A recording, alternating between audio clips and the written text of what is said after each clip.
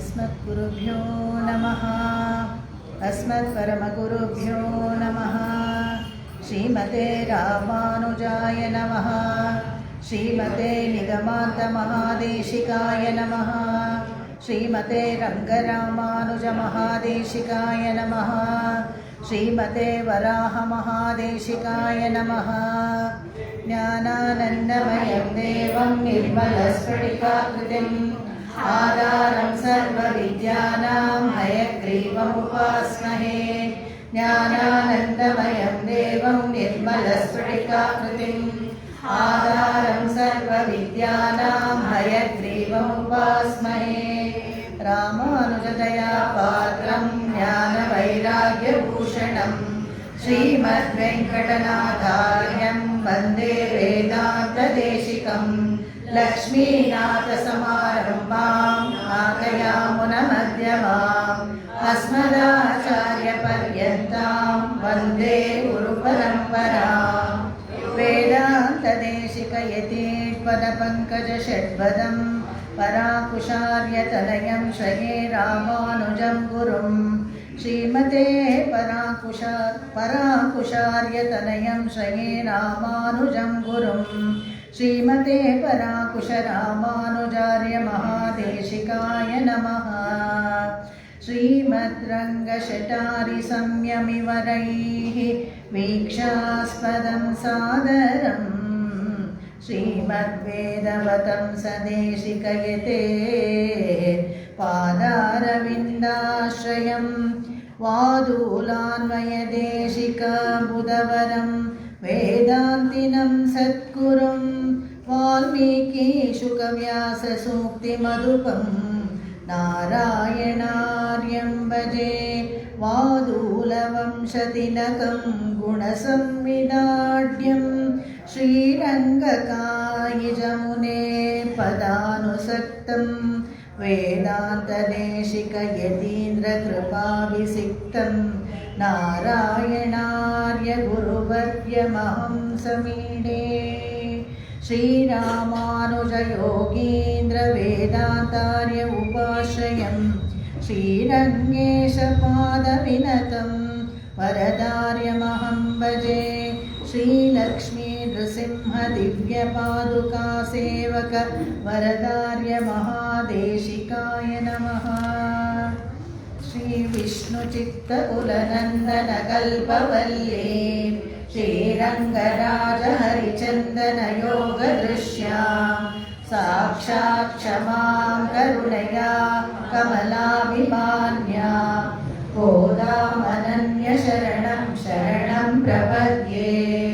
नीलातुङ्गस्तनगिरितटी सुप्तमुद्बोध्य कृष्णं पारात्यं स्वं श्रुतिशतशिरःसिद्धमध्यापयन्ती सोच्छिष्टायां सजनिगलितं या बलाकृत्य भुङ्क्ते गोदा तस्यै नमैदमिदं भूययेवास्तु भूयः।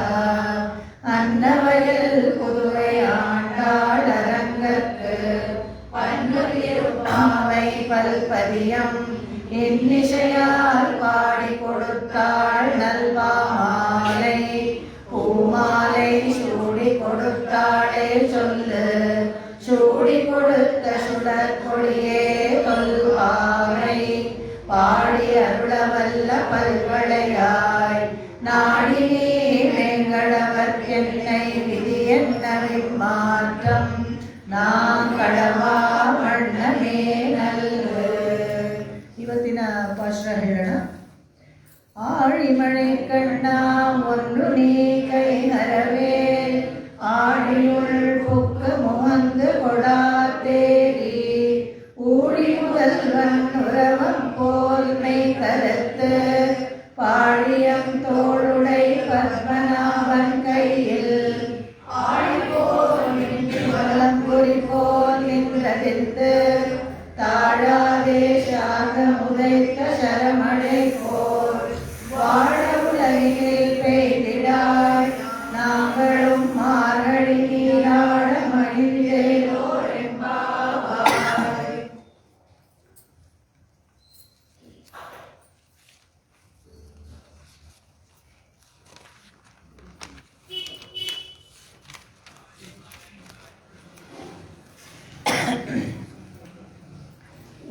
எட்டு வாழ்வீர்கள் நாமும் நம் பாவைக்கு செய்யும் கிரிசைகள் கேளீரோ. பார்க்கடலுள் பையத்து இன்ன பரமனடி பாடி நெய்யுண்ணோம் பாலுண்ணோம் நாட்காலே நீராடி மயிலிட்டு எழுதோம் மலரிட்டு நாம் முடியோம் தீக்குறளை சென்றோதோம் ஐயமும் பிச்சையும் மாந்தனையும் கை காட்டி உய்யும் மாறெண்ணி உகந்தேலோர் ಎಂಬಾವಾಯ್. ನಿನ್ನೆ ದಿವಸ ಮೊದಲನೇ ಪಾಶುರವನ್ನು ನೋಡಿದ್ವಿ. ತುಂಬ ವಿಷಯಗಳಿತ್ತು. ಅದರಲ್ಲಿ ಒಂದೇ ಒಂದು ವಿಷಯ ಏನಪ್ಪ ಅಂತ ಹೇಳಿದ್ರೆ, ಅರ್ಥಪಂಚಕದ ವಿಷಯವನ್ನು ಅಲ್ಲಿ ಪೂರ್ತಿಯಾಗಿ ಅನುಸಂಧಾನ ಮಾಡೋಕ್ಕಾಗಲಿಲ್ಲ. ಅದನ್ನು ಮಾತ್ರ ಹೇಳಿಬಿಟ್ಟು ಇವತ್ತು ಹೋಗ್ತೀನಿ. ಅದನ್ನು ಹೇಳಲೇಬೇಕು. ಯಾಕಂತ ಹೇಳಿದ್ರೆ, ಆ ಒಂದು ಪಾಶರ ಹೇಗೆ ಮೊದಲನೇ ಪಾಶರ ಸಂಗ್ರಹ ಪಾಶರ ಅಂತ ಹೇಳಿದ್ನೋ, ಆ ಸಂಗ್ರಹ ಮೂಲವಾಗಿ ಏನಪ್ಪ ಅಂತ ಹೇಳಿದರೆ, ಶ್ರೀ ವೈಷ್ಣವ ಸಂಪ್ರದಾಯದಲ್ಲಿ ಅರ್ಥಪಂಚಕ ಅಂದರೆ ನಮ್ಮ ಬೆರಳಿ ಹೀಗಿರುತ್ತಲ್ಲ, ಹೀಗೆ ಯಾವಾಗಲೂ ಪ್ರತಿ ವರ್ಷ ತೋರಿಸ್ತೀನಿ ನಾನು. ಕಾಂಗ್ರೆಸ್ ಅಡ್ವರ್ಟೈಸ್ ಮಾಡ್ತೀನಿ ಅನ್ಕೋಬೇಡಿ. ಇದು ಹೇಗೆ ಅಂತ ಹೇಳಿದ್ರೆ, ಇದು ಪರಮಾತ್ಮ, ಇದು ಜೀವಾತ್ಮ. ಈ ಜೀವಾತ್ಮ ಹೋಗಿ ಪರಮಾತ್ಮನ ಹತ್ರ ಸೇರಬೇಕು. ಸೇರದೆ ಹಂಗಿರೋ ಥರ ಒಂದು ತಡೆ ಆಗ್ತಾ ಇದೆ. ಯಾಕೆ ಇಲ್ಲಿ ತಡೆ ಆಗ್ತಾ ಇರೋದ್ರೆ, ನಾವು ಮಾಡಿರೋ ಪಾಪಗಳೇ ಅದಕ್ಕೆ ತಡೆ ಆಗ್ತಾ ಇರೋದು. ಅದಕ್ಕೆ ಏನು ಮಾಡಬೇಕು ಅಂದರೆ, ಒಂದು ಉಪಾಯ ಮಾಡಬೇಕು. ಯಾರನ್ನಾದರೂ ಸದಾಚಾರಿ ಕಟಾಕ್ಷನ ಮುಂದಿಟ್ಕೊಂಡು ಉಪಾಯ ಮಾಡ್ಕೊಂಡು ಹೋಗಬೇಕು. ಉಪಾಯ ಮಾಡಿ ಅಲ್ಲಿ ಹೋಗಿ ಸೇರಿದಾಗ ಏನಾಗತ್ತೆ ಅಂತ ಹೇಳಿದ್ರೆ, ಏನು ಫಲ ಅಂದರೆ ಭಗವಂತನೇ ನಮಗೆ ಸಿಗ್ತಾನೆ. ಇಷ್ಟೇ. ನೀವೊಂದು ಕೈ ಮೇಲೆ 5 ಬೆರಳನ್ನು ನಾವು ಜ್ಞಾಪಿಸ್ಕೊಟ್ರೆ ಅದಷ್ಟೇ ಅರ್ಥಪಂಚಕ ಅಂತ ಹೇಳಿದ್ರೆ. ಈ 5 ಬೆರಳುಗಳು 5 ಗೋಧಿ ತಮಿಳು 5 ಅನ್ನೋದಕ್ಕೆ 5ಕ್ಕೆ ಒಂದು ರಾಶಿ ಇದೆ. ಅದನ್ನು ಒಂದು ದಿವಸ ನಾನು ಹೇಳ್ತೀನಿ. ಇವಾಗ ಪಾಶ್ರ ಅಪ್ಡೇಟ್ ಮಾಡ್ಕೊಳ್ಬೇಕು ನಾನು. ಇಲ್ಲದಿದ್ರೆ ಸ್ಟ್ಯಾಂಡಪ್ ಅಂತ ಬೆಂಚ್ ಆಗಿಬಿಡುತ್ತೆ. ಯಾಕಂದರೆ ಎಲ್ಲರೂ ಮೋಂಗಿ ಉಲಗಳಂತ ತಿರುಪವ ಹೇಳೋರೆಲ್ಲನೂ ನಾನು ನೋಡ್ತಾ ಇದ್ದೀನಿ. ಮೋಂಗಿ ಉಲನ್ನ ಮುಳುಗಿಸ್ಬಿಟ್ಟಿದ್ದಾರೆ. ನಾನೇನು ಅದಕ್ಕೆ ನಾನು ಇವತ್ತು ಅದನ್ನಾದರೂ ಒಂದು ಸ್ವಲ್ಪ ಬಿಟ್ಬಿಡ್ತೀನಿ. ಹಾಗೇನೆ ಇಲ್ಲಿ ಅದನ್ನು ಖಂಡಿತವಾಗ್ಲೂ ಹೇಳ್ತೀನಿ. 5 number magical number 5, magical number 9. ಇದೆಲ್ಲ ಆಧ್ಯಾತ್ಮಿಕ ವಿಷಯದಲ್ಲಿ 7, 8 ಯಾಕೆ ಇವೆಲ್ಲ ಅಂತ ಹೇಳಿದ್ರೆ, ಚೆನ್ನಾಗಿ ಪೂರ್ವಾಚಾರ್ಯರು ತಿಳಿಸ್ಕೊಟ್ಟಿದ್ದಾರೆ. ಅದೇ ಅನುಭವಕ್ಕೆ ಬಂದಾಗ ತಮಗೆ ತುಂಬಾ ಖುಷಿ ಆಗುತ್ತೆ. ಅಯ್ಯೋ ಎಷ್ಟು ಚೆನ್ನಾಗಿದೆ ಅಂತ ಅನಿಸುತ್ತೆ.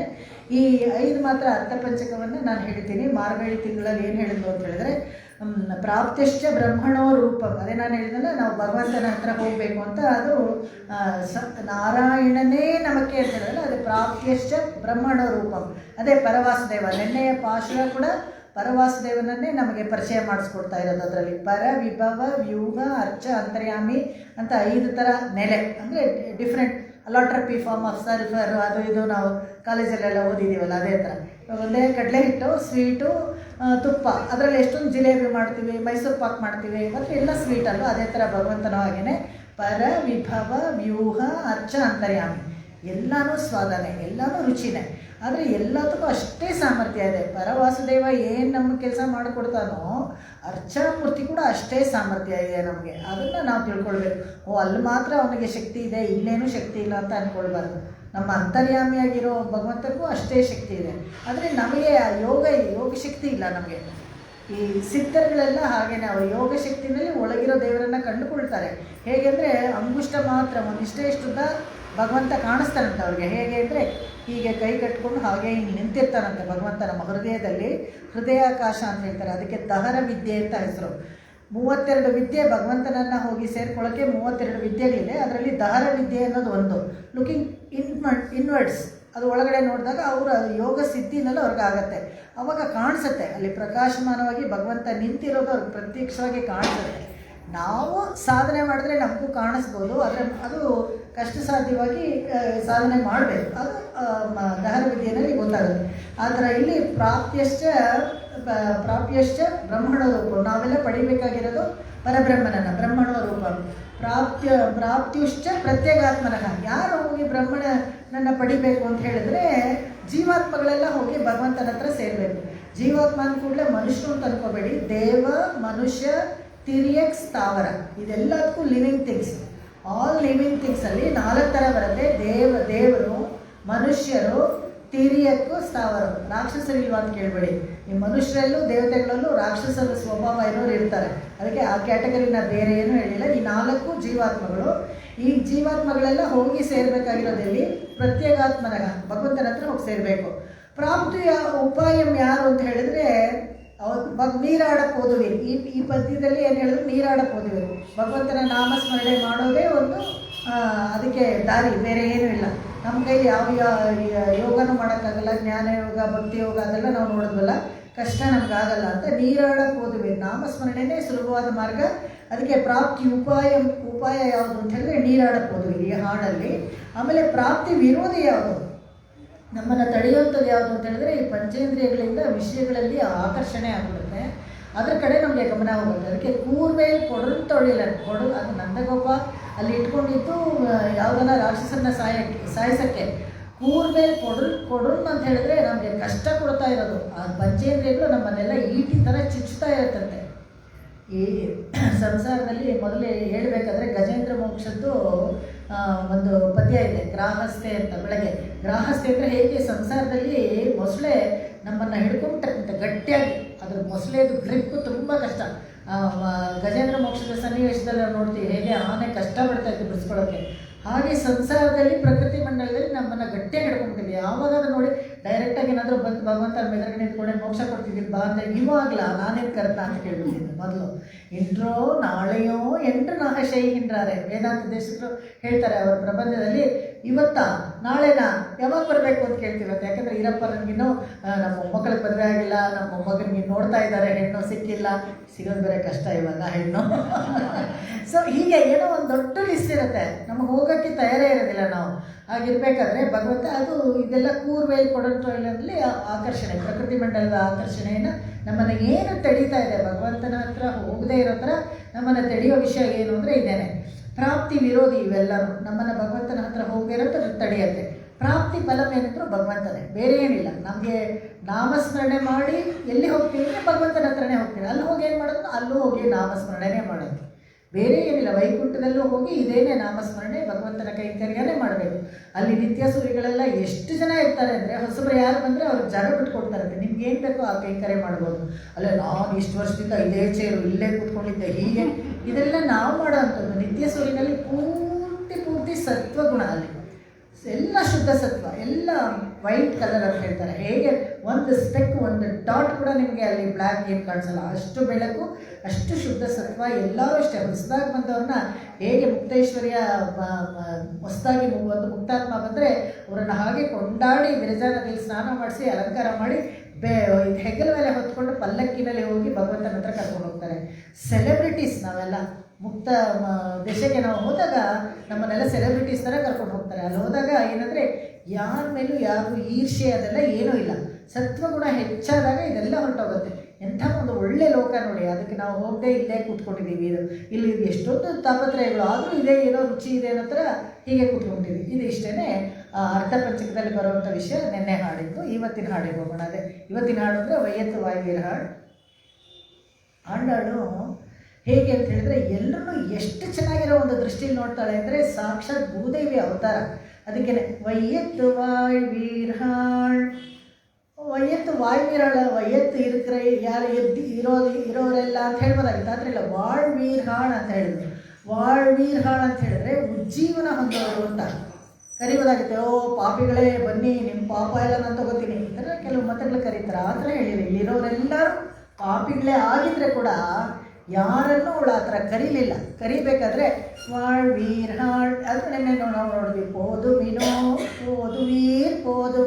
ಪೋದುವೀರ್ ಮರ್ಯಾದೆ ಕೊಡ್ತಾಳೆ. ಇಲ್ಲೂ ಅಷ್ಟೇ ವಾಳ್ವೀರ್ ಹಾಳ್. ಯಾರಿಗೆ ಉಜ್ಜೀವನ ಆಗೋಕ್ಕೆ ಇಷ್ಟ ಇದೆಯೋ, ಯಾರು ಉಜ್ಜೀವನ ಹೊಂದಕ್ಕೆ ಇಷ್ಟಪಡ್ತಾರೋ ಅವರೆಲ್ಲ ಬನ್ನಿ ಅಂತ ಕರೀತಾರೆ. ಯಾರನ್ನು ಕರಿಬೇಕು ತನ್ನ ಗುಂಪಲ್ಲಿ ಪೂರ್ಣಾಮ ಅಂತ ಹೇಳ್ತಾರೆ ತಮಿಳಲ್ಲಿ.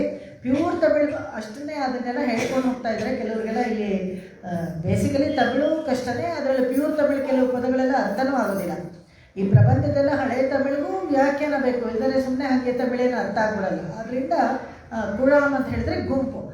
ಅವ್ರನ್ನ ಯಾರ್ಯಾರು ಇಷ್ಟನೋ ಅವರೆಲ್ಲ ಬನ್ನಿ ಅಂತ ಕೇಳ್ತಾರೆ. ಒಂದು ಪಕ್ಷದಲ್ಲಿ ಇವಳು ಆಂಡಾಳು ಅವ್ರ ತಂದೆಗಿಂತ ವಾಸಿ. ಅವ್ರ ತಂದೆನೂ ಇದ್ದಾರೆ. ಈ ಥರನೇ ಹೇಳಬೇಕಾದ್ರೆ ಅವ್ರು ಹೇಳ್ತಾರೆ, ಕೂಳಾಳ್ಪಟ್ಟು ನಿನ್ರೀರ್ಗಳೇ ಎಂಗಳ್ ಕುಳುವಿನಿಲ್ ಪೂದಲೋಟ್ಟೋಮ್ ಅಂತ ಹೇಳ್ತಾರೆ. ಯಾರು ಪ್ರಸಾದಕ್ಕೆ ತಿನ್ನಕ್ಕೆ ಊಟಕ್ಕೆ ಅಂತ ಬರ್ತಾರೋ ಅವ್ರನ್ನ ನಮ್ಮ ಗುಂಪಲ್ಲಿ ಸೇರಿಸ್ಕೊಳ್ಳೋದು ನಾವು ಅಂತ ಪೆರಿಯಾಳ್ವಾರ ಹೇಳಿದ್ರು. ಆದರೆ ಇವಳು ಹಾಗೆ ಹೇಳಲಿಲ್ಲ. ಯಾರಾದರೂ ಇರಲಿ, ಏನಾದರೂ ಇರಲಿ, ಬಂದು ಸೇರಲಿ ಅಂತಲೇ ಹೇಳ್ತಾಳೆ. Everybody we should open arms ಆಗಿರಬೇಕು, ಇನ್ಕ್ಲೂಸಿವ್ ಆಗಿರಬೇಕು. ಯಾವಾಗಲೂ ಅಷ್ಟೇ, ಯಾವುದಾರ ಒಂದು ಸಂಪ್ರದಾಯ ಇರಲಿ, ದೇವ್ರ ಹತ್ರ ಹೋಗೋ ಒಂದು ವಿಷಯ ಇದ್ದರೆ ಇನ್ಕ್ಲೂಸಿವ್ ಆಗಿರಬೇಕು. ಎಲ್ಲರೂ ನಾವು ಏನಾದರೂ ಒಂದು ಸ್ವೀಟ್ ತಿಂದರೆ ಅದನ್ನು ಎಲ್ಲರಿಗೂ ಹಂಚ್ಕೋಬೇಕು. ಒಂದು ಹಣ್ಣು ಕೊಟ್ಟರೆ ಅದನ್ನು ಅದು ಸುತ್ತಲೂ ಇಬ್ಬರಿದ್ದಾರೆ ಅಂದರೆ ಅವ್ರು ಹಂಚ್ಕೊಂಡು ತಿನ್ನಬೇಕು. ಅದೇ ಥರ ಮೋಕ್ಷದ ವಿಚಾರನೂ ಅಷ್ಟೇ. ಎಷ್ಟು ಒಳ್ಳೆಯ ವಿಷಯ. ಭಗವಂತ ಎಲ್ಲರಿಗೂ ಕೂಡ ತಯಾರಾಗಬೇಕು. ರೈಟ್, ನೀನು ಬಾ, ನೀನು ಬರಬೇಡ, ನೀನು ಬರಬೇಡ ಅಂತ ಹೇಳ್ಬೇಕು. ಯಾರು ಬರಬೇಡ ಅಂತ ಹೇಳಬೇಕು, ಭಗವಂತ ಅದನ್ನೇ ಮಾಡಬೇಕು. ನಾವು ಕರೆಯುವಾಗ ಹಾಗೆ ಮಾಡಬಾರ್ದು. ಆಟಾಡೋದನ್ನು ತೋರಿಸ್ಕೊಡ್ತಾಳೆ. ವೈಯತ್ತುವಾಯ್ ವೀರ್ಹಾಳ್ ಬನ್ನಿ ಅಂತ ಹೇಳ್ತಾಳೆ. ಬನ್ನಿ ಅಂತ ಹೇಳಿದಾಗ ಏನು ಮಾಡ್ತಾಳೆ, ನಾವು ನಮ್ಮ ಪಾವೈಕ ಏನಕ್ಕೆ ಅಂತೆಲ್ಲ ಹೋದಾಗ ನಾವೊಂದು ಇವಾಗ ನೋಂಬು ಮಾಡ್ತಾ ಇದ್ದೀವಲ್ಲ, ಪಾವೈ ಅಂದರೆ ನೋಂಬು. ನಾವು ನಮ್ಮ ಪಾವೈಕ ಏನು ಮಾಡಬೇಕು ಅಂದರೆ ಚೆಯ್ಯುಂ ಕಿರಿಶೆಗಳ್ ಕೇಳೀರೋ, ಕೇಳ್ರೋ ಅಂತೇನು ಹೇಳಿಲ್ಲ, ಕೇಳೀರೋ ಪದಗಳನ್ನು ಅಷ್ಟು ಚೆನ್ನಾಗಿ ಆರಿಸಿ ಹಾಕ್ಕೊಂಡಿದ್ದಾಳೆ. ಅಷ್ಟೇ ಚೆನ್ನಾಗಿ ಇನ್ನಿಶೆಯಾಲ್ ಪಾಡಿಕೊಡುತ್ತಾಳ್ ನಲ್ಪ ಮಾಲೈ, ಅಷ್ಟೇ ಸೊಗಸಾಗಿ ಅಷ್ಟೇ ಮೃದುವಾಗಿ ಹೇಳ್ತಾರೆ. ಈ ಮೃದು ಭಾಷೆ ಇದೆಲ್ಲ ಎಲ್ಲರಿಗೂ ಬೇಕು. ಪ್ರಸ್ತುತಕ್ಕೆ ತಿರುಪಾವೈ ನಮ್ಗೇನು ಹೇಳ್ಕೊಡುತ್ತೆ ಅಂತ ನಾವೇನಾದರೂ ಕೇಳ್ತಾ ಇದ್ರೆ ಇದನ್ನೆಲ್ಲ ಆಂಡಾಳಿದ್ರೆ ನಾವು ಕಲ್ತ್ಕೋಬೇಕು. ಎಲ್ಲರೂ ನಮ್ಮ ಮನೇಲಿರೋರು, ಸುತ್ತಲೂ ಕೆಲಸದವರು, ಯಾರೋ ರೋಡಲ್ಲಿ ಕಸ ತೆಗೆಯೋರು, ಎಲ್ಲರನ್ನೂ ನಾವು ಎಲ್ಲರ ಮೇಲೂ ಜೋರು ಮಾಡೋಕ್ಕೆ ಹೋಗ್ತೀವಿ. ಕೆಲಸ ನಡೆಯೋದಿಲ್ಲ ಆ ಥರ. ಎಲ್ಲರ ಹತ್ರ ಅದೇ ಸ್ವಲ್ಪ ಬೇರೆ ವಾಯ್ಸಲ್ಲಿ ಮೃದುವಾಗಿ ಮಾತಾಡಿ ನೋಡಿ. ಅದೇ ನಿಮಗೆ ಯಾರು ಕೆಲಸ ಮಾಡ್ತಾ ಇರೋಲ್ಲೋ ನಿಮಗೆ ಕೆಲಸ ಮಾಡಿಕೊಡ್ತಾರೆ. ನೀವೇ ಬಂದು ಹೇಳ್ತೀರಾ, ಹೌದು ನೀವು ಇದು ಹೇಳಿದ್ದು ನಿಜ. ಯಾರ ಮೇಲೆ ಯಾರು ಯಾಕೆ ಜೋರು ಮಾಡಬೇಕು, ಎಲ್ಲರನ್ನೂ ಭಗವಂತ ನಿಯಾಮಕನಾಗಿರ್ಬೇಕಾದಾಗ ಅಲ್ಲಲ್ಲೇ ಹತ್ತಿರದಲ್ಲೇ ಸುತ್ತಲೂ ಇದ್ದವ್ರನ್ನ ನಾವು ಯಾಕೆ ನಿಯಾಮಿಸಬೇಕು? ನಿಯಾಮಕರು ನಾವಲ್ಲ, ಭಗವಂತ. ಅದರಿಂದ ಆ ಥರ ಹೇಳಬೇಕು. ಇವಳು ಹೇಳ್ತಾಳೆ ಕಿರಿಶೈಹಣ್. ಆದರೆ ಕೂಡ ನಮ್ಮ ವ್ರತಕ್ಕೆ ಸ್ವಲ್ಪ ರೂಲ್ಸ್ ಇದೆ, ಸ್ಮಾಲ್ ರೂಲ್ಸ್ ಇದೆ, ಓಕೆನಾ ಅಂತ. ಏನಕ್ಕೆ ಹೇಳ್ತೀವಲ್ಲ, ಎಲ್ಲರೂ ಬರ್ತೀವಿ ಅಂತ ಹೇಳ್ತಾರೆ ಒಂದು ಟೂರ್ಗೆ, ನೋಡಿಪ್ಪ ಇದು ಮಾತ್ರ ನಿಮ್ಮ ವಾಟರ್ ಬಾಟಲ್ ನೀವು ತೊಗೊಂಬನ್ನಿ, ನಿಮ್ಮ ಛತ್ರಿ ತೊಗೊಂಬನ್ನಿ ಅಂತ ಏನೋ ಹೇಳ್ತೀವಲ್ಲ, ಆ ಥರ ಇವಳು ಹೇಳ್ತಾಳೆ ಶಯ್ಯಂ ಕಿರಿಶೆಹಳ್ ಕೇಳೀರೋ. ವ್ರತ ಆದಮೇಲೆ ಏನೋ ನಿಯಮ ಇರುತ್ತಲ್ವ, ಊಟ ಏನು ಮಾಡಬಾರ್ದು, ಏನು ಕುಡಿಬಾರ್ದು, ಸ್ನಾನ ಮಾಡಬೇಕು, ಆ ಥರ ಎಷ್ಟೊತ್ತವರೆಗೂ ಉಪವಾಸ ಇರಬೇಕು, ಆ ಥರ ಎಲ್ಲ ಇರುತ್ತೆ. ಅದನ್ನೇ ಹೇಳಬೇಕಾದ್ರೆ ಇವಳು ಹೇಳ್ತಾಳೆ ಚೆಯ್ಯುಂ ಕಿರಿಶೆಹಳ್ ಕೇಳೀರೋ. ಕೇಳಿ ಅಂತ ಹೇಳ್ತಾಳೆ. ಶ್ರವಣ ಇದೆಯಲ್ಲ, ಲಿಸ್ನಿಂಗ್ ಸ್ಕಿಲ್ಸ್, ಅದು ತುಂಬ ತುಂಬ ಮುಖ್ಯ. ಪ್ರತಿಯೊಬ್ಬರಿಗೂ ಕೇಳೋಕ್ಕೆ. ಇವತ್ತಲ್ಲಿ ಒಂದು ಚಿಕ್ಕ ಹುಡುಗ ಬಂದಿದೆ, ಅದು ಕೇಳ್ತಾ ಇದೆ. ನನ್ನ ಸ್ಟೂಡೆಂಟ್ ಆಗಿತ್ತು, ಇವತ್ತು ಬರ್ತಾ ಇಲ್ಲ, ಅವನು ಕಲ್ಪಿಸ್ಕೊತಾ ಇದ್ದಾನೆ. ಶ್ಲೋಕ ತುಂಬ ಚೆನ್ನಾಗಿ ಹೇಳ್ತಾನೆ ಅವನು. ಒಂದು ಯಾವಾಗಲಾದ್ರು ಫ್ರೀ ಟೈಮ್ ಇದ್ದಾಗ ಅಲ್ಲಿ ಮುಕುಂದಮಾಲ ಹೇಳಿಸಿ ಅವನ ಹತ್ರ, ಭಾಳ ಚೆನ್ನಾಗಿ ಹೇಳ್ತಾನೆ. ಹೀಗೆ ಕೇಳಿರೋ ಲಿಸ್ನಿಂಗ್ ಸ್ಕಿಲ್ಸ್ ಇದೆಯಲ್ಲ, ಕೇಳಬೇಕು ಮೊದಲು. ಯಾವಾಗಲೂ ಅಷ್ಟೇ, ಯಾವಾಗಲೂ ನಾವು ಮುಂಚಿತವಾಗಿ ಯಾರಾದರೂ ಏನಾದರೂ ಹೇಳೋಕ್ಕೆ ಮುಂಚೆ ಅಭಿಪ್ರಾಯ ಪ್ರೀ ಕನ್ಸೀವ್ಡ್ ಮನಸ್ಸಲ್ಲಿ ಏನೋ ಅಂದ್ಕೊಬಿಟ್ಟು ಜವಾಬ್ ಕೊಟ್ಬಿಡ್ತೀವಿ. ಆ ಥರ ಕೊಡಬಾರ್ದು. ಅವರು ಫಸ್ಟ್ ಹೇಳೋದನ್ನು ಕೇಳಬೇಕು, ಆಮೇಲೆ ನಿಮ್ಮ ಅಭಿಪ್ರಾಯ ಹೇಳಿ. ಆಮೇಲೆ ಅವರ ನಿಮ್ಮ ಅಭಿಪ್ರಾಯ ತೊಗೋಬೇಕೋ ಬೇಡವೋ, ಸರಿನೋ ತಪ್ಪು ಅಂತ ಅವ್ರು ನಿರ್ಣಯ ಮಾಡ್ತಾರೆ. ಆ ಅಭಿಪ್ರಾಯ ಎಲ್ಲೂ ಒಂದು ಮೀಟಿಂಗಲ್ಲಿ ಹೋಗಬೇಕಾದ್ರೆ, ಒಂದು ಸಂಘದಲ್ಲಿ ಇರಬೇಕಾದ್ರೆ ಹೀಗೆ ಮಾಡಬೇಕು. ಯಾರು ಫಸ್ಟ್ ಹೇಳ್ತಾರೆ ನಿಧಾನಕ್ಕೆ ಕೇಳು, ತಾಳ್ಮೆಯಾಗಿ ಎಲ್ಲವನ್ನ ಕೇಳಿದ್ರೆ ಎಲ್ಲದಕ್ಕೂ ಒಂದು ಪರಿಹಾರ ಇದೆ. Every problem will have A solution ಇದ್ದೇ ಇರುತ್ತೆ. ಅದನ್ನೇ ಹೇಳ್ತಾರೆ ಕೇಳೀರೋ. ಏನು ಹೇಳ್ತಾಳೆ ಅಂತ ಹೇಳಿದ್ರೆ, ಪಾರ್ಕಡವುಳ್, ಇವಾಗ ನೆನ್ನೆ ನಾರಾಯಣನ ನಮಸ್ಕಾರ ಮಾಡ್ತೀವಿ, ಸರಿಪ್ಪ ಏನು ಹೇಳಿದ್ರೆ, ಪಾರ್ಕಡವುಳ್ ಪೈಯತ್ತು ಇಂದ್ರ ಪರಮ ನಡಿ ಪಾಡಿ. ನಾವೆಲ್ಲ ಎಲ್ಲ ಹೋಗ್ತಾ ಇದ್ದೀವಿ ಅಂತ ಹೇಳಿದ್ರೆ, ಕ್ಷೀರಸಾಗರದಲ್ಲಿ ಮಲ್ಕೊಂಡಿದ್ದಾನಲ್ಲ ಭಗವಂತ ಪರವಾಸುದೇವ, ಅವನು ಕೆಳಗೆ ಬರ್ತಾರಂತೆ. ಪರವಾಸುದೇವನ ಬಿಟ್ಟು ಯಾಕೆ ಸ್ವಲ್ಪ ವ್ಯೂಹಕ್ಕೆ ಬಂದು ಅಂತ ಹೇಳಿದ್ರೆ, ವೈಕುಂಠದಲ್ಲಿರೋ ಪರವಾಸುದೇವ ಬೇರೆ ಯಾರು ಹೋಗೋಕ್ಕಾಗಲ್ಲ. ಯಾರಿಗೆ ಮುಕ್ತರಾಗ್ತಾರೋ ಅವ್ರು ಮಾತ್ರನೇ ಹೋಗೋಕ್ಕಾಗೋದು, ಬೇರೆ ಯಾರು ಹೋಗೋಕ್ಕಾಗೋದಿಲ್ಲ. ಇದನ್ನು ನಾವು ಯಾವಾಗ ನೋಡಿದ್ದೀವಿ ಅಂತ ಹೇಳಿದ್ರೆ, ಮಹಾಭಾರತದ ಒಂದು ಸನ್ನಿವೇಶದಲ್ಲಿ ಬರುತ್ತೆ. ಹೇಗೆ ಒಬ್ಬ ಬ್ರಾಹ್ಮಣ ಇರ್ತಾನೆ, ಅವನಿಗೆ ಮಗು ಹುಟ್ಟಿ ಸುತ್ತೋಗುತ್ತೆ. 3 ಮಗು ಹಾಗೆ ಹುಟ್ಟಿ ಸುತ್ತೋಗುತ್ತೆ. ತುಂಬ ಬೇಜಾರಾಗ್ಬಿಡುತ್ತೆ. ಅದಕ್ಕೆ ಅವನು ಹೋಗಿ ಕೃಷ್ಣನ ಸಹಾಯ ಕೇಳೋಣ ಅಂತ ಅರಮನೆ ಕಡೆ ಹೋಗ್ತಾ ಇರ್ತಾನೆ. ಹೋಗ್ತಾ ಇದ್ದಾಗ ದಾರಿನಲ್ಲಿ ಅರ್ಜುನ ಸಿಕ್ಬಿಡ್ತಾನೆ. ಅರ್ಜುನ ಸಿಕ್ಬಿಟ್ಟು ಕೇಳ್ತಾನೆ, ಎಲ್ಲಿ ಹೋಗ್ತಾ ಇದ್ದೀರಾ ಬ್ರಾಹ್ಮಣರೇ ಅವಸರವಾಗಿ ಅಂತ. ಇಲ್ಲಪ್ಪ, ನನಗೆ ಹೀಗೆ ನನ್ನ ಹೆಂಡತಿ ಅಪರೂಪವಾಗಿ ಹೆರಿಗೆ ಆಯಿತು. ಹೆರಿಗೆ ಆದರೆ 4 ಮಕ್ಕಳು 3 ಮಕ್ಕಳು ಹುಟ್ಟಿ ಹೋಗ್ಬಿಡ್ತಾ ಇದ್ದಾರೆ. ಯಾರಾದರೂ ಆ ಪ್ರಸೂತಿ ಗ್ರಹನ ಕಾಯ್ಕೊಡ್ಬೇಕು, ನನ್ನ ಮಗು ಬದುಕಿಸ್ಕೊಡ್ಬೇಕು ಅಂತ. ಆಗ ಅಷ್ಟೇ. ಅದಕ್ಕೆ ಯಾಕೆ ಕೃಷ್ಣ ಬೇಕು ಅರ್ಜುನನಿಗೆ ನೋಡಿ, ಅಲ್ಲೇನೇ ಅವನು ಜಂಬ. ಯಾಕಂದರೆ ಆಗಲೇ ಅವನು ಎಲ್ಲ ಮಹಾಭಾರತ ಯುದ್ಧ ಎಲ್ಲ ಗೆದ್ದು ಬಿಟ್ಟಿದ್ದಾನಲ್ಲ, ಅದಕ್ಕೆ ಯಾಕೆ ಕೃಷ್ಣ ಬೇಕು. ನಾನೇ ಬರ್ತೀನಿ ನಡೀರಿ, ಕೃಷ್ಣನೂ ಬೇಡ ಏನು ಬೇಡ ಅಂತ, ಬನ್ನಿ ನಾನು ಮಾಡ್ತೀನಿ ಅಂತ ಹೋಗಿ ಅವನಿಗೆ ಚೆನ್ನಾಗಿ ಬಾಣಗಳೆಲ್ಲ ಬಿಡೋಕ್ಕೆ ಬರುತ್ತಲ್ಲ, ಎಲ್ಲ ಹೇಗೆ ಬಿಟ್ಟಿದ್ದಾನೆ ಅಂದರೆ ಒಂದು ಇರುವೆ ಕೂಡ ಹೋಗದೆ ಇರೋ ಥರ ಹಾಗೆ ಒಂದಕ್ಕೊಂದು ಅಂಟುಕೊಂಡಾಗೆ ಬಾಣ ಆ ಪ್ರಸೂತಿ ಗ್ರಹನ ಫುಲ್ಲು ಲೇಬರ್ ವಾರ್ಡ್ ಅಂತ ಏನಿರುತ್ತೆ ಆ ಪ್ರಸೂತಿ ಗ್ರಹ ಫುಲ್ಲು ಕವರ್ ಮಾಡ್ತಾನೆ. ಮಾಡಿಬಿಟ್ಟು ಬೆಳಕು ಕೂಡ ಬರದೇ ಇರೋ ಥರ ಮಾಡಿಬಿಟ್ಟು ಆ ಬ್ರಾಹ್ಮಣನ ತೋರಿಸ್ತಾನೆ. ಹೆಂಗೆ ನಮ್ಮದು ಅರೇಂಜ್ಮೆಂಟ್ ಕರೆಕ್ಟಾಗಿದೆ ಅಂದರೆ ಬ್ರಾಹ್ಮಣನಿಗೆ ತುಂಬ ಖುಷಿ. ಎಲ್ಲ ಹೊರಗಡೆ ಇರ್ತಾರಂತೆ, ಹೆರಿಗೆ ನೋವು ಬರುತ್ತೆ, ಮಗು ಅಳತ್ತೆ, ಮತ್ತೆ ಸ್ಟಾಪ್ ಆಗೋದು. ಯಥಾ ಪ್ರಕಾರ ಮಗು ಹುಟ್ಟತ್ತೆ, ಅಳುತ್ತೆ, ಆಮೇಲೆ ಮಾಯ ಆಗ್ಬಿಡುತ್ತೆ. ಇದು ಅಷ್ಟೇ, ಒಳಗಡೆ ಹೋಗಿ ನೋಡ್ತಾರೆ ಮಗು ಇರೋದಿಲ್ಲ. ನಾನು ಹೇಳಿದೆ ನನ್ನ ಪಡಕ್ಕೆ ನಾನು ಕೃಷ್ಣನ ಹತ್ರ ಹೋಗ್ತೀನಿ ಅಂತ, ನೀನು ಕೇಳಿಲ್ಲ, ನೀನೇ ಮಧ್ಯದಲ್ಲಿ ಬಂತ ಅಂದ್ಬಿಟ್ಟೆ, ನೋಡಿ ಇವಾಗ ನನಗೆ ಏನಾಯಿತು ಅಂತ. ಇವನು ಹೇಳ್ತಾನೆ, ಆ ಥರ ಏನಾದರೂ ಆದರೆ ನಿಮ್ಮ ಮಗು ನಾನು ಹುಡ್ಕೊಡ್ತೀನಿ, ಹಂಗೆ ಹುಡ್ಕೊಳ್ದೆ ಹೋದರೆ ನಾನು ಬೆಂಕಿನ ಹಾರಿ ಸತ್ತೋಗ್ಬಿಡ್ತೀನಿ ಗೊತ್ತಾ, ನೀನೇನು ಯೋಚನೆ ಮಾಡಬೇಡಪ್ಪ ಅಂತ ಹೇಳ್ಬಿಟ್ಟು ತೇರು ತೊಗೊಂಡು ಅಲ್ಲಿ ಇಲ್ಲಿ ಎಲ್ಲ ಹುಡುಕ್ತಾನೆ. ಎಲ್ಲೂ ನೋಡಿದ್ರು, ಯಾಕಂದರೆ ಮಗು ಸತ್ತಿರೋದು ಏನೂ ಗೊತ್ತಿಲ್ಲ, ಮಗು ಮಾತ್ರ ಮಾಯ ಆಗಿದೆ, ಯಾರೋ ತೊಗೊಂಡೋಗಿರ್ಬೇಕು. ಹುಡುಕ್ತಾನೆ, ಅರ್ಜುನ ಸಿಗಲ್ಲ. ಸರಿ ಬೇಜಾರಾಗ್ಬಿಟ್ಟು ಬೆಂಕಿ ಹಾಕ್ತಾನೆ. ಪ್ರಾಯೋಪವೇಶ ಅಂತ ಅದಕ್ಕೆ ಹೆಸರು. ಅದರಲ್ಲಿ ಆರ್ಕೋಬೇಕು, ಯಾಕಂದರೆ ಹೇಳಿದ್ನಲ್ಲ ನಿನ್ನ ಮಗುನ ನಾನು ಕಾಪಾಡೋಕ್ಕಾಗದೆ ಹೋದರೆ ನಾನು ಅದರಲ್ಲಿ ಬೀಳ್ತೀನಿ ಅಂತ. ಅಲ್ಲಿಂದ ಕೃಷ್ಣ ಬರ್ತಾನೆ, ಏನು ಅರ್ಜುನ ಚಳಿ ಕಾಯಿಸ್ಕೊತಾ ಇದೆ, ಏನು ಸಮಾಚಾರ, ಬೆಂಕಿ ಎಲ್ಲ ಹಾಕಿದೆಯಲ್ಲ ಅದು ಗೊತ್ತು ಕೃಷ್ಣನಿಗೆಲ್ಲ, ಸುಮ್ಮನೆ ಹತ್ರ ಕೇಳ್ತಾರೆ. ಆವಾಗ ಬ್ರಾಹ್ಮಣ ಹೇಳ್ತಾನೆ, ನಾನು ಹೇಳಿದೆ ನಿಮ್ಮನ್ನೇ ನೋಡೋಕ್ಕೆ ಬರ್ತಾ ಇದ್ದೆ, ಆದರೆ ಇವ್ರು ಮಧ್ಯದಲ್ಲಿ ತಳ್ಳಿಬಿಟ್ಟು ಈ ಥರ ಮಾಡಿಬಿಟ್ರು, ಹಿಂಗಾಯ್ತು. ಸರಿ ಏನು ಯೋಚನೆ ಮಾಡಬೇಡ, ಇರು ಅರ್ಜುನ, ನಾನು ನೀವು ಇಬ್ಬರು ಒಟ್ಟಿಗೆ ಹೋಗೋಣ ಅಂತ ಹೇಳ್ಬಿಟ್ಟು ಒಂದು ತೇರಲ್ಲಿ ಕೂತ್ಕೊಂಡು ಎಲ್ಲ ಕಡೆ ಎಲ್ಲ ಲೋಕದಲ್ಲೂ ಹೋಗಿ ಹುಡುಕ್ತಾರೆ. ಎಲ್ಲೂ ಎಲ್ಲೂ ಸಿಗೋದಿಲ್ಲ. ಎಲ್ಲ ಸ್ವರ್ಗ ನರ್ಕ ಎಲ್ಲ ಕಡೆ 14 ಲೋಕದಲ್ಲೂ ಎಲ್ಲ ಹೋಗ್ತಾರೆ. ಭೂರ್ಭುವ ಸುವಹ ಮನಃ ಜಪಃ ಓಂ ಸತ್ಯಂ ಸತ್ಯಲೋಕದವರೆಗೂ ಎಲ್ಲ ಲೋಕದಲ್ಲೂ ಹೋಗಿ ಹುಡುಕ್ತಾರೆ, ಎಲ್ಲೂ ಸಿಗೋದಿಲ್ಲ. ಸರಿ, ಹಾಗಾದರೆ ಇನ್ನು ಒಂದೇ ಒಂದು ಬಾಕಿ ಎಲ್ಲಿ ಅಂದರೆ ವೈಕುಂಠಕ್ಕೆ ಹೋಗಬೇಕು. ವೈಕುಂಠಕ್ಕೆ ಹೋದಾಗ ಎಲ್ಲಿ ಹೋಗೋದು, ಅಲ್ಲಿಂದ ಅಂಟಕಟಾಹ ಬೇರಿಸಿ ಹೋದರೆ ಪೂರ್ತಿ ಕತ್ತಲು, ಏನೂ ಕಾಣಿಸೋದೇ ಇಲ್ಲ, ದಾರಿ ಯಾರಿಗೂ ಗೊತ್ತೇ ಆಗಲ್ಲ. ಅವಾಗ ಭಗವಂತ ತನ್ನ ಸುದರ್ಶನ ಚಕ್ರದಿಂದ ದಾರಿ ತೋರಿಸಿ ತೇರನ್ನು ಬಿಡ್ತಾನೆ. ಆ ವಿರ್ಜಾ ನದಿಯ ಆಚೆ ಕಡೆಗೆ ಅರ್ಜುನನ್ನ ನೀನು ಇಲ್ಲೇ ಇರು ಅಂತ ಹೇಳ್ತಾನೆ. ಯಾಕೆ ಇದನ್ನು ಹೇಳೋಕ್ಕೆ ನಾನು ಬಂದೆ, ಯಾಕೆಂದರೆ ಮುಕ್ತರು ಮಾತ್ರನೇ ಅಲ್ಲಿ ಒಳಗಡೆ ಹೋಗೋಕ್ಕಾಗೋದು, ಬೇರೆ ಯಾರೂ ಹೋಗೋಕ್ಕಾಗಲ್ಲ, ನೀನು ಇಲ್ಲೇ ಇರು ಅಂತಾರೆ. ಅವಾಗ ಗೊತ್ತಾಗುತ್ತೆ ಅರ್ಜುನನಿಗೆ, ಇದು ವೈಕುಂಠ ಲೋಕದಲ್ಲಿ ಯಾರಿಗೆ ಮೋಕ್ಷ ಸಿಗುತ್ತೋ ಅವ್ರು ಮಾತ್ರ ಹೋಗೋದು, ಹೋದವ್ರು ಏನು ವಾಪಸ್ ಬರೋದಿಲ್ಲ. ಯಾಕೆಂದರೆ ಅಲ್ಲಷ್ಟು ಚೆನ್ನಾಗಿರುತ್ತೆ, ಯಾರಿಗೂ ವಾಪಸ್ ಬರೋಕ್ಕೆ ಇಷ್ಟ ಆಗೋದಿಲ್ಲ. ಅಕಸ್ಮಾತ್ ಬರಬೇಕು ನೀವು ಅಂತ ಹೇಳಿದ್ರೆ ಬರ್ಬೋದು, ನಾವು ಬಂದಿರೋದ್ರೆ ನಾವೆಲ್ಲನೂ ಅಲ್ಲಿ ಹೋದರೆ ಯಾರೂ ಬರೋದಿಲ್ಲ ಅಂತ ಅಷ್ಟು ಸೌಖ್ಯವಾಗಿರುತ್ತೆ ಅಲ್ಲಿ. ಸರಿ, ಕೃಷ್ಣ ಒಳಗಡೆ ಹೋಗ್ತಾನೆ. ನೋಡಿದ್ರೆ 4 ಮಕ್ಕಳ ಜೊತೆಗೆ ಚೆನ್ನಾಗಿ ಆಟ ಆಡ್ತಾ ಇದ್ದಾಳಂತೆ ಲಕ್ಷ್ಮಿ. ಏನಿದು ನಿನ್ನ ಅದು ಎಲ್ಲ ಯಾರೋ ಹೇಳಿದ್ರು ನನಗೆ, ಕೃಷ್ಣಾವತಾರದಲ್ಲಿ ನೀವು ತುಂಬ ಚೆನ್ನಾಗಿ ಕಾಣ್ತಾ ಇದ್ದೀರಂತೆ, ಅದಕ್ಕೆ ನೋಡೋಕ್ಕೆ ಆಸೆ ಆಯಿತು, ಅದಕ್ಕೋಸ್ಕರ ಹೀಗೆ ಮಾಡಿದೆ ಅಂತ. ನೋಡಾಯ್ತಲ್ಲ, ಕೊಡು ಎಲ್ಲ ಮಕ್ಕಳನ್ನ ಅಂತ ಎಲ್ಲ ಅಂದ್ಕೊಂಡು ಉರುವೇ ಕೊಡುತ್ತಾನೂರಂತ ಆಳ್ವಾರು ಹಾಡ್ತಾರೆ, ಬೇರೆ ಆಳ್ವಾರು ಈ ಥರ ಮಗುನೆಲ್ಲ ತೊಗೊಂಡ್ಬಂದು ಕೊಟ್ಟ ಮತ್ತೆ ವಾಪಸ್ಸು ಅಂತ. ಇಲ್ಲಿ ಒಂದು ಪ್ರಶ್ನೆ ಏನಾದ್ರು ಹಾಕೋತಾರೆ, ಇವಾಗ ತಾನೇ ಹೇಳಿದ್ರಿ ನೀವು ಮೋಕ್ಷಕ್ಕೆ ಹೋದವರು ವಾಪಸ್ ಬರೋದಿಲ್ಲ, ಹೇಗೆ ಅದು ವಾಪಸ್ ಬಂದರು ಇವರು ಅಂತ ಹೇಳಿದ್ರೆ, ಈ ಮಕ್ಕಳು ಯಾವುದು ಶರಣಾಗತಿ ಮಾಡ್ಕೊಂಡಿರಲಿಲ್ಲ, ಮೋಕ್ಷ ಬೇಕು ಅಂತ ಕೇಳ್ಕೊಂಡು ಇರಲಿಲ್ಲ. ಮೋಕ್ಷಕ್ಕೆ ತುಂಬ ಮುಖ್ಯವಾದ ಒಂದು ಏನಪ್ಪ ಅಂದರೆ ಒಂದು ಮಹಾವಿಶ್ವಾಸ, ಇನ್ನು ಗೋತೃತ್ವ ವರ್ಣ ಕೇಳಬೇಕು. ನಾವು ಬೇಕು ಮೋಕ್ಷ ಅಂತ ಕೇಳಬೇಕು. ಇದೇ ಥರ ನೋಡಿದ್ರೆ ರಾಮಾವತಾರದಲ್ಲಿ ರಾಮ ಅವತಾರ ಮುಗಿಸ್ಕೊಂಡು ಹೋಗ್ಬೇಕಾದ್ರೆ ಪುಷ್ಪಕ ವಿಮಾನದಲ್ಲಿ ನೋಡ್ತಾನಂತೆ ಅಯೋಧ್ಯೆನಲ್ಲ, ಇವು ಈ ಜನಗಳೆಲ್ಲ ನನಗೆ ಎಷ್ಟು ಪ್ರೀತಿ ಮಾಡ್ತಾ ಇದ್ದಾರೆ, ಇವ್ರನ್ನ ನಾನು ಹೇಗೆ ಬಿಟ್ಟು ಹೋಗೋದು ಅಂತ. ಯಾರ್ಯಾರಿಗೆ ಬೇಕೋ ಎಲ್ಲರೂ ಬನ್ನಿ ಮೋಕ್ಷಕ್ಕೆ ಕರ್ಕೊಂಡು ಹೊಟ್ಟೋಗ್ತೀನಿ ವೈಕುಂಠಕ್ಕೆ, ಆ್ಯಸ್ ಅ ಡೇಟ್ ಯಾರಿದ್ದೀರಾ ಯಾರಿಗೆ ಇಷ್ಟನೋ ಬನ್ನಿ ಅಂತ. ಹುಲ್ಪ ಮೊದಲ ಹೋಯ್ತಂತೆ, ಹುಲ್ಲು ಹಾವು ಮೊದಲುಗೊಂಡು ಎಲ್ಲ ಪುಷ್ಪಕ ವಿಮಾನದಲ್ಲಿ ಹತ್ಕೊಂಡು ಹೋಯ್ತಂತೆ. ಆವಾಗ ಹೋಗದೆ ಇರೋರೆಲ್ಲ ಬಾಕಿ ನಾವು ರಿಮೈಂಡರ್ ಇಲ್ಲಿದ್ದೀವಿ, ಇಲ್ಲ ಬಾಕಿ ಇದ್ದೀವಿ ಹೋದ್ರಂತೆ. ಹೋಗ್ತಾ ಭಗವಂತ ಯೋಚನೆ ಮಾಡ್ತಾರಂತೆ, ಅಯ್ಯೋ ನನಗೆ ಒಂಥರ ಸಂಕೋಚ ಪಡ್ಕೊಂಡ್ಬಿಟ್ಟು ಬಂದ್ಬಿಟ್ರೋ ಏನೋ ಇವರೆಲ್ಲ ಅಂತ ಹೇಳ್ಬಿಟ್ಟು ಸಾಂತಾನೆ. ಯಾಕಂದರೆ ಇವ್ರು ಯಾರು ಮೋಕ್ಷ ಬೇಕು ಅಂತ ಮೊದಲೇ ಕೇಳಲಿಲ್ಲ. ಇವನು ಹೋಗ್ತಾ ಇರ್ಬೇಕಾದ್ರೆ ಇನ್ನೇನು ಇವರೆಲ್ಲ ಬಿಟ್ಬಿಟ್ಟು ಹೋಗ್ಬೇಕಲ್ಲ ಅಂತ ಯಾರಾದರೂ ಬರೋದ್ರೆ ಬನ್ನಿ ಅಂತ ಹೇಳಿದ್ರೆ, ಇವ್ರು ಕರೀತಾ ಇದ್ದಾನೆ ರಾಮ, ನಾವು ಹೋಗಿದ್ರೆ ಏನು ಅನ್ಕೋತಾನೋ ಏನೋ ಅಂತ ಅಂದ್ಬಿಟ್ಟು ಬಂದ್ಬಿಟ್ಟಿದ್ರೆ ಅಂತ ಏನು ಮಾಡ್ತಾನೆ, ಸಾಂತಾನಿಕ ಅಂತ ಒಂದು ಲೋಕವನ್ನು ನಿರ್ಮಾಣ ಮಾಡಿ ಅಲ್ಲಿ ಎಲ್ಲರನ್ನೂ ಬಿಟ್ಟು ಹೇಳ್ತಾನೆ, ನೀವು ಸ್ವಲ್ಪ ದಿವಸ ಇದ್ದೀರಿ, ನಿಮಗೆ ನಿಜವಾಗ್ಲೂ ಮೋಕ್ಷಕ್ಕೆ ಬರಬೇಕು ಅಂತ ಅಭಿಪ್ರಾಯ ಇದ್ದರೆ ಖಂಡಿತವಾಗ್ಲೂ ನಾನು ಮತ್ತೆ ಬರ್ತೀನಿ, ನೀವೆಲ್ಲ ನನ್ನ ಜೊತೆಗೆ ಬನ್ನಿ ಅಂತ. ಯಾಕೆಂದರೆ ಅಲ್ಲಿ ಗೋತೃತ್ವ ವರ್ಣ ತುಂಬ ಮುಖ್ಯ. ಕೇಳಿದೆ ಯಾರನ್ನೂ ಬಲವಂತವಾಗಿ ಕರ್ಕೊಂಡು ಹೋಗೋದಿಲ್ಲ. நம்மாழ்வார் ಪಾಶುರದಲ್ಲಿ ಮರಣಮಾಕಿ ವೈಕುಂಠಂ ಕೊಡುಕೊಂಪಿರಾನ್, ಯಾರು ಮರಣಮಾಕಿಲ್ಲ, ಮರಣಮಾನಾಲ್ ವೈಕುಂಠಂ ಕೊಡುಕೊಂಪಿರಾನ್ ತಿದ್ದಿಸಿ ಬರುತ್ತೆ. ಮರಣಮಾಕಿ ವೈಕುಂಠಂ ಕೊಡುಕೊಂಪಿರಾನ್ ಅಂದರೆ நம்மಾழ்ವಾರ್ ಗ್ರಂಥನೇ ಯಾರು ಮುಟ್ಟಲ್ಲ. ಯಾಕೋ ಇದು ಓದ್ಬಿಟ್ರೆ ಕರ್ಕು ಇದ್ಬಿಟ್ಟು ಕರ್ಕೊಂಡು ಹೋಗ್ತಾನೆ ಭಗವಂತ ಅಂತ.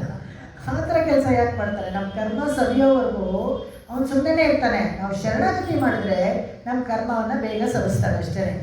ಸಂಚಿತ ಪಾಪವನ್ನು ತೀನಿಲ್ ತೂಷಾಹು ಶೆಪ್ಪೇಳೋರೆಂಬವ ಅಂತ ಮುಂದೆ ಬರುತ್ತೆ ಹಾಡು, ಅದರಲ್ಲಿ ಹಾಗೆ ಕರಗಿಸ್ಬಿಡ್ತಾರಂತೆ. ಏನೇನಿದೆಯೋ ಗೊತ್ತಿಲ್ಲ, ಪಾಪದ ಮೂಟೆ ನಮ್ಗಳು ಎಷ್ಟು ಅದನ್ನ ಹಾಗೆ ಎಲಿಮಿನೇಟ್ ಮಾಡಿ, ಇದೆಲ್ಲ ಯಾವುದು ಬೇಡ, ಬರೀ ಪ್ರಾರಬ್ಧ ಕರ್ಮ ಯಾವುದು ಶುರು ಆಗಿದೆಯೋ ಅನುಭವಿಸೋಕ್ಕೆ ಅದನ್ನು ಮಾತ್ರ ತಗೊಂಡು ಮುಗಿಸಿ ಏತದ್ದೇಹಾವಸಾನೆ ಪ್ರಾಪ್ಯ, ನಮಗೆ ಮೋಕ್ಷವನ್ನು ಪ್ರಾಪ್ತಿ ಮಾಡಿಕೊಡ್ತಾರೆ ಆ ಥರ.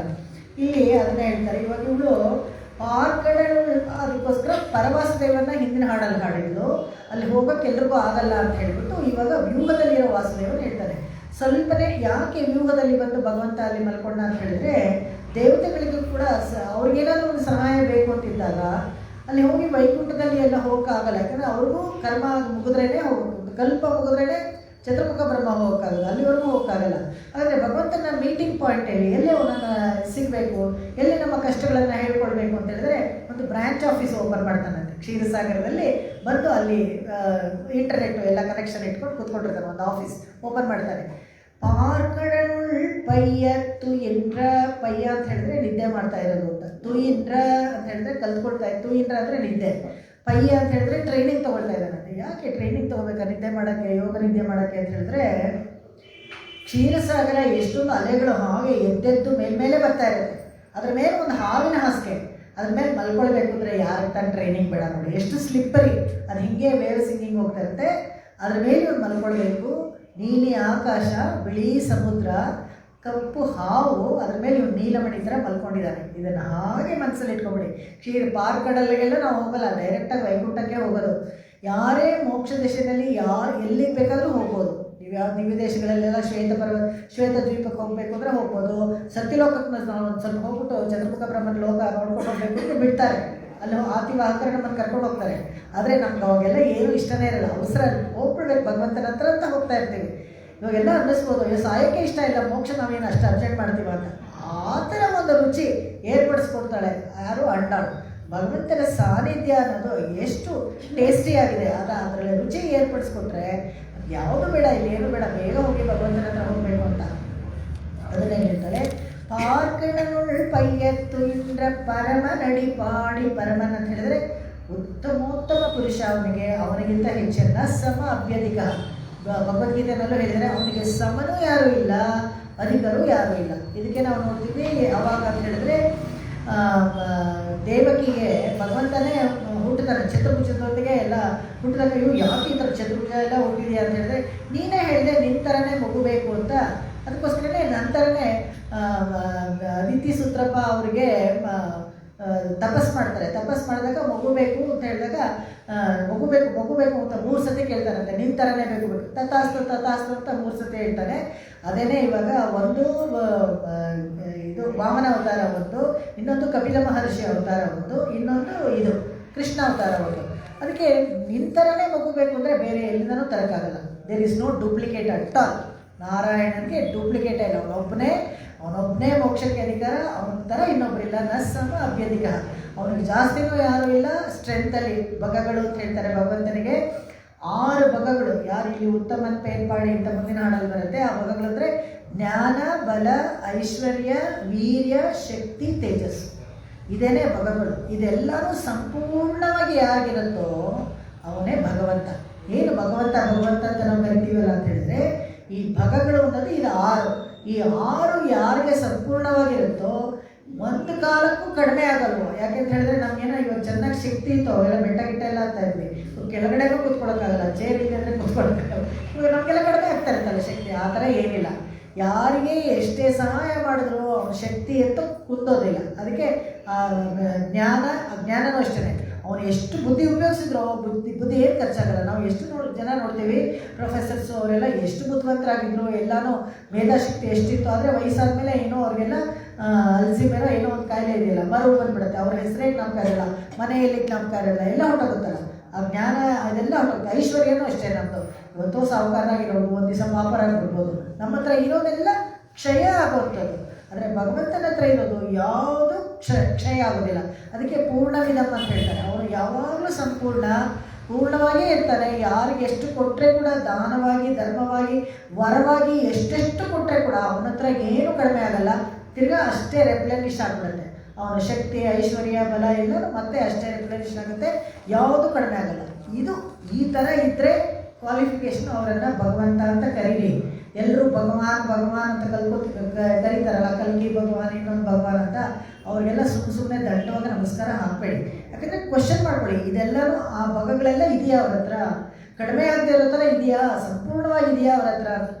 ಅವಾಗ ಇಲ್ಲ ಅಂತಂದಾಗ ಅವರನ್ನು ಭಗವಾನ್ ಅಂತ ಏನೂ ಹೇಳೋದು ಬೇಕಾಗಿಲ್ಲ. ಯಾಕಂದರೆ ಅವರಿಗೆ ನಮ್ಮ ಕಷ್ಟಗಳನ್ನು ಪರಿಹಾರ ಮಾಡೋ ಶಕ್ತಿ ಖಂಡಿತವಾಗ್ಲೂ ಇರೋದಿಲ್ಲ. ಇದಕ್ಕೆ ಹೇಳಿದ್ರೆ ಪಾರ್ಕಡಲು ಪೈಯತ್ತು ಇಟ್ಟರೆ ಏನು ಮಾಡಬೇಕು ಅಂದರೆ ಪರಮನ್ ಅಡಿಪಾಡಿ, ಅಲ್ಲಿ ನಾರಾಯಣನೇ ನಮಗೆ ಪರಿತರುವ ನಾರಾಯಣನನ್ನ ಸ್ಮರಣೆ ಮಾಡೋಣ ಅಂತ ಹೇಳಿದ್ದು. ಈಗ ಯಾವ ಥರ ಮಾಡಬೇಕು ಅಂತ ಹೇಳಿದ್ರೆ ಪರಮನ್ ಅಡಿಪಾಡಿ, ಅವನ ಕಾಲುಗಳನ್ನು ಹಿಡ್ಕೊಳ್ಬೇಕು ಅಂತ. ಯಾಕೆ ಕಾಲುಗಳನ್ನು ಹಿಡ್ಕೊಳ್ಬೇಕು? ನಾವೆಲ್ಲ ಬಂದು ಅಧೋಲೋಕದಲ್ಲಿ ಇರೋರು, ಭಗವಂತ ಎಲ್ಲ ಊರ್ಧ್ವ ಲೋಕದಲ್ಲಿ ಇರೋರು. 14 ಲೋಕ ಅಂತ ಹೇಳ್ತೀವಲ್ಲ, ಮಧ್ಯದಲ್ಲಿ ಮಧ್ಯಲೋಕ, ಭೂಮಿ ಕೆಳಗಡೆ ಅತಲ ಸುತಲ ಪಾತಾಳ ರಸಾತಳ ತಲಾತಲ, ಈ ಕೆಳಗಡೆ ಭೂರ್ಭುವ ಸುವನ್ ಲೋಕಗಳು, ಮೇಲೆ 7 ಲೋಕ. ಅದಾದಮೇಲೆ ಅಂಡಕಟಹ ಭೇದಿಸಿ ಹೋದರೆ ಎಲ್ಲ ನಿಮಗೆ ಆವರಣ ಜಲ ಏನು ಸಪ್ತಾವರಣ ಲೇಯರ್ಸು. ಒಂದು ನೀರಿನ ಸಮುದ್ರ ಒಂದು ಲೇಯರು, ಇನ್ನೊಂದು ತುಪ್ಪದ ಒಂದು ಲೇಯರು, ಎಣ್ಣೆದು ಒಂದು ಲೇಯರು, ಆಮೇಲೆ ಉಪ್ಪಿನ ಸಾಗರ ಒಂದು, ಕ್ಷೀರಸಾಗರ, ಈ ಥರ ಬೇರೆ ಬೇರೆ ಲೇಯರ್ಸ್. ಸಪ್ತಾವರಣ ದಾಟ್ಕೊಂಡು ಹೋದರೆ ನಮಗೆ ವೈಕುಂಠ ಸಿಗುತ್ತೆ. ವಿರಜಾ ನದಿ ದಾಟಿದ್ರೆ ವೈಕುಂಠದ ಲೋಕದ ಒಳಗೆ ಹೋಗುವಂಥದ್ದು. ಆ ಥರ ಇರಬೇಕಾದ್ರೆ ಇಲ್ಲಿ ಪರಮನಾಡಿ ಅವನು ಅಲ್ಲಿ ಕೂತ್ಕೊಂಡಿದ್ದಾನೆ, ಪರ್ಯಂಕಾಸನದಲ್ಲಿ ಕೂತ್ಕೊಂಡಿದ್ದಾನೆ ಆದಿಶೇಷದಲ್ಲಿ. ನಮಗೆ ಹತ್ತಿರದಲ್ಲಿ ಸಿಗೋದು ಒಂದು ಕಾಲು ಒಂದೇ, ಅದಕ್ಕೆ ಕಾಲು ಹಿಡ್ಕೋಬೇಕು. ಇನ್ನೊಂದೇನಪ್ಪ ಅಂತ ಹೇಳಿದ್ರೆ, ಕಾಲನ್ನು ಹಿಡ್ಕೊಂಡ್ಬಿಟ್ಟು ಏನು ಇಟ್ಕೊಳ್ಳಿ, ಯಾರು ಕಾಲು ಹಿಡಿದಿದ್ದಾರೆ ಅಂತ ನೋಡ್ತಾನೆ. ನೋಡಿದಾಗ ಅವನ ನಿವೇಕ್ಷಣ, ಅವನ ಕಣ್ಣಿನ ಕಟಾಕ್ಷ ನಮ್ಮ ಮೇಲೆ ಬೀಳುತ್ತೆ. ಆಮೇಲೆ ಅವನು ಮುಂದಕ್ಕೂ ಹೋಗೋಕ್ಕಾಗಲ್ಲ. ಅವನೇನಾದರೂ ಹೇಳಬೇಕು, ನಮಗೆ ಎಸ್ ನೋ ಅಂತ ಹೇಳಬೇಕು, ವರ ಕೊಡ್ತಾನೋ ಕೊಡಲ್ವಾ ಏನಾದರೂ ಒಂದು ಹೇಳಿಬಿಟ್ರೆ ಮುಂದಕ್ಕೆ ಹೋಗೋಕ್ಕಾಗುತ್ತೆ, ಇಲ್ಲದೇ ಆಗಲ್ಲ. ಅದಕ್ಕೆ ಕಾಲನ್ನು ಹಿಡ್ಕೊಳ್ಬೇಕು. ಯಾಕೆ ಬೇರೆ ಏನೋ ಹೇಳ್ಕೊಳ್ಳೋ, ಅವನು ಕಿರೀಟ ಚೆನ್ನಾಗಿತ್ತು, ಅವ್ನ ಮಗ ಚೆನ್ನಾಗಿತ್ತು, ಕಣ್ಣು ಚೆನ್ನಾಗಿತ್ತು, ಅದನ್ನೆಲ್ಲ ಹೇಳೋದೇ ಇಲ್ಲ. ಪರಮನ ಅಡಿಪಾಡಿ, ನಮಗೆ ಯೋಗ್ಯತೆ ಇರೋದೇ ಅಷ್ಟೇ, ಕೈಂಕರ್ಯ ಮಾಡೋದಕ್ಕೆ ಅದೇನೆ. ಯಾಕೆ ಕೋಟಿ ಕೋಟಿ ಭೃತ್ಯರಿರಲು ಆಟಕಾಮರನ ಸೇವೆ. ಪಾದಗಳನ್ನು ಯಾರು ಒತ್ತಾ ಇದ್ದಾರೆ ವೈಕುಂಠದಲ್ಲಿ ನೀವು ನೋಡಿದ್ರೆ ಅಂದರೆ ಎಲ್ಲ ಫೋಟೋನಲ್ಲೂ ಲಕ್ಷ್ಮೀನೇ ಕಾಲು ಒತ್ತಾ ಇರೋದು, ಬೇರೆ ಯಾರು ವಿದ್ಯೇಶ್ವರಿಗಳು ಬಂದು ಅಲ್ಲಿ ಒತ್ತಾ ಇದ್ದಾರೆ. ಯಾಕಂದರೆ ಅದರ ಒಂದು ಕೈಂಕರ್ಯ ಯಾರಿಗೂ ಸಿಗೋದಿಲ್ಲ. ಅದಕ್ಕೆ ಪಾದ ಸೇವೆಯೇ ತುಂಬ ಮುಖ್ಯ. ಪಾದ ಸೇವೆ ಸ್ಮರಣಮ್ಮು ನಿಧಿಧ್ಯಾಸನ ನವವಿಧ ಭಕ್ತಿದಲ್ಲಿ ಪಾದ ಸೇವೆಯೂ ಒಂದು ಬರುತ್ತೆ. ಅಡಿಪಾಡಿ, ಇದಕ್ಕೆ ಇಲ್ಲಿ ಅಡಿಪಾಡಿ ಅಂತ ಹೇಳ್ತಾರೆ. ಇದರಲ್ಲಿ ನಮ್ಮಾಳ್ವಾರು ಒಂದರಲ್ಲಿ ಒಂದು ದಶಕದಲ್ಲಿ ಅದು ತಿರುವಡಿ ಮೇಲೆ ಬರೆದ್ಬಿಟ್ಟಿದ್ದಾರೆ, ನೀನೇ ಬೇಡ, ನೀನು ಬಿಟ್ಬಿಡು, ನೀನು ತಿರುವಡಿ ಒಂದಿದ್ರೆ ಸಾಕು ಅಂತ. ಅದಕ್ಕೆ ಯಾವಾಗಲೂ ಆಚಾರ್ಯರ ತಿರುವಡಿ, ಭಗವಂತನ ತಿರುವಡಿ ಒಂದಿದ್ರೆ ಸಾಕು, ಎಲ್ಲ ಸಾಧಿಸ್ಕೊಳ್ಬೋದು ಅಂತ. ತಿರುವಡಿ ಮೇಲೆ 1000 ಪದ್ಯ ಬರೆದ್ಬಿಟ್ರು ವೇದಾಂತ ದೇಶಿಕರು. ಯಾರಪ್ಪ ಅಂತ ಹೇಳಿದ್ರೆ ಶ್ರೀರಂಗನಾಥನ ತಿರುವಡಿ ಮೇಲೆ ಪಾದುಕಾ ಸಹಸ್ರ ಅಂತ ಹೇಳ್ಬಿಟ್ಟು 1008 ಪದ್ಯ ಒಂದು ಜಾವದಲ್ಲಿ ಬರೆದ್ರು, 1 hour 45 minutesಲ್ಲಿ.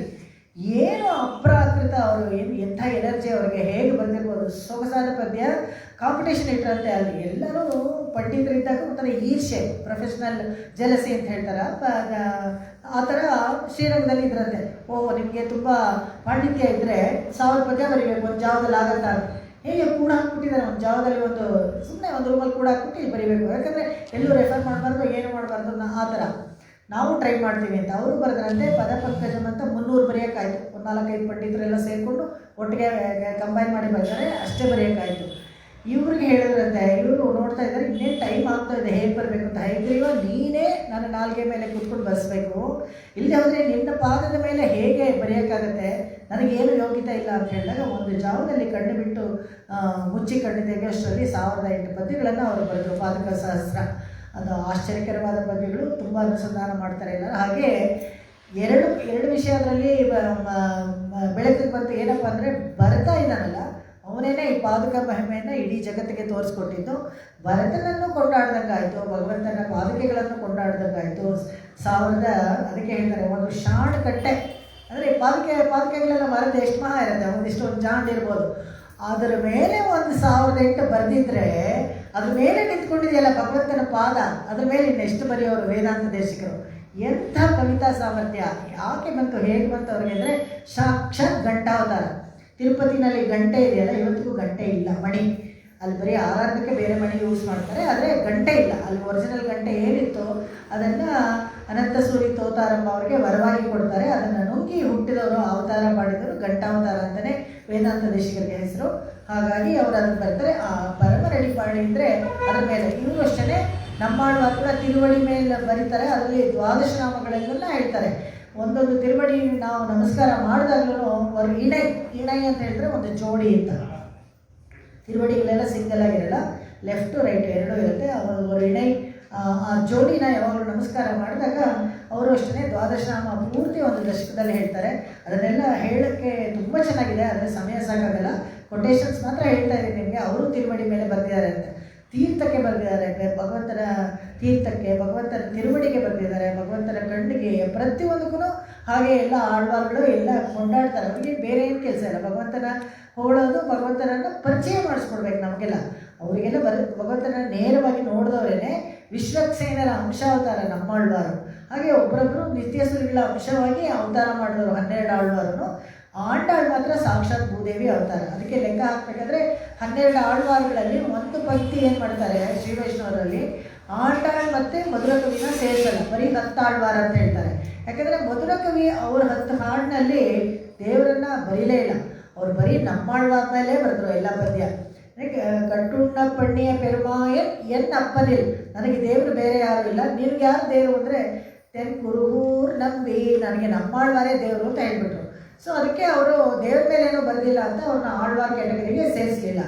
ಆಮೇಲೆ ಇವರು ಆಂಡಾಳನ್ನ ಯಾಕೆ ಸೇರಿಸಲಿಲ್ಲ ಅಂತ ಹೇಳಿದ್ರೆ, ಸಾಕ್ಷಾತ್ ತಾಯಾರು ಅಂದರೆ ಭೂದೇವಿ, ಅದರಿಂದ ಆಳ್ವಾರ್ಗೆ ಕ್ಯಾಟಗರಿಗೆ ಸೇರಿಸಲಿಲ್ಲ. ಹೀಗಾಗಿ 10 ಆಳ್ವಾರು ಅವರು ಲೆಕ್ಕ ಹಾಕ್ಕೊಳ್ತಾರೆ. ಇಲ್ಲಿ ಪರಮನಡಿ ಪಾಡಿ, ಇವಾಗ ಕಿರಿಶೈಗಳು ಅಂತ ಹೇಳಿದ್ನಲ್ಲ, 10 ಹೇಳ್ತಾಳೆ, 10 ಮಾಡೋದು, ಡೂಸ್ ಆ್ಯಂಡ್ ಡೋಂಟ್ಸ್, ಏನು ಮಾಡಬೇಕು ಏನು ಮಾಡಬಾರ್ದು ಅಂತ. ಇಲ್ಲಿ ರೂಲ್ಸ್ ಆಫ್ ದ ಕಂಪನಿ.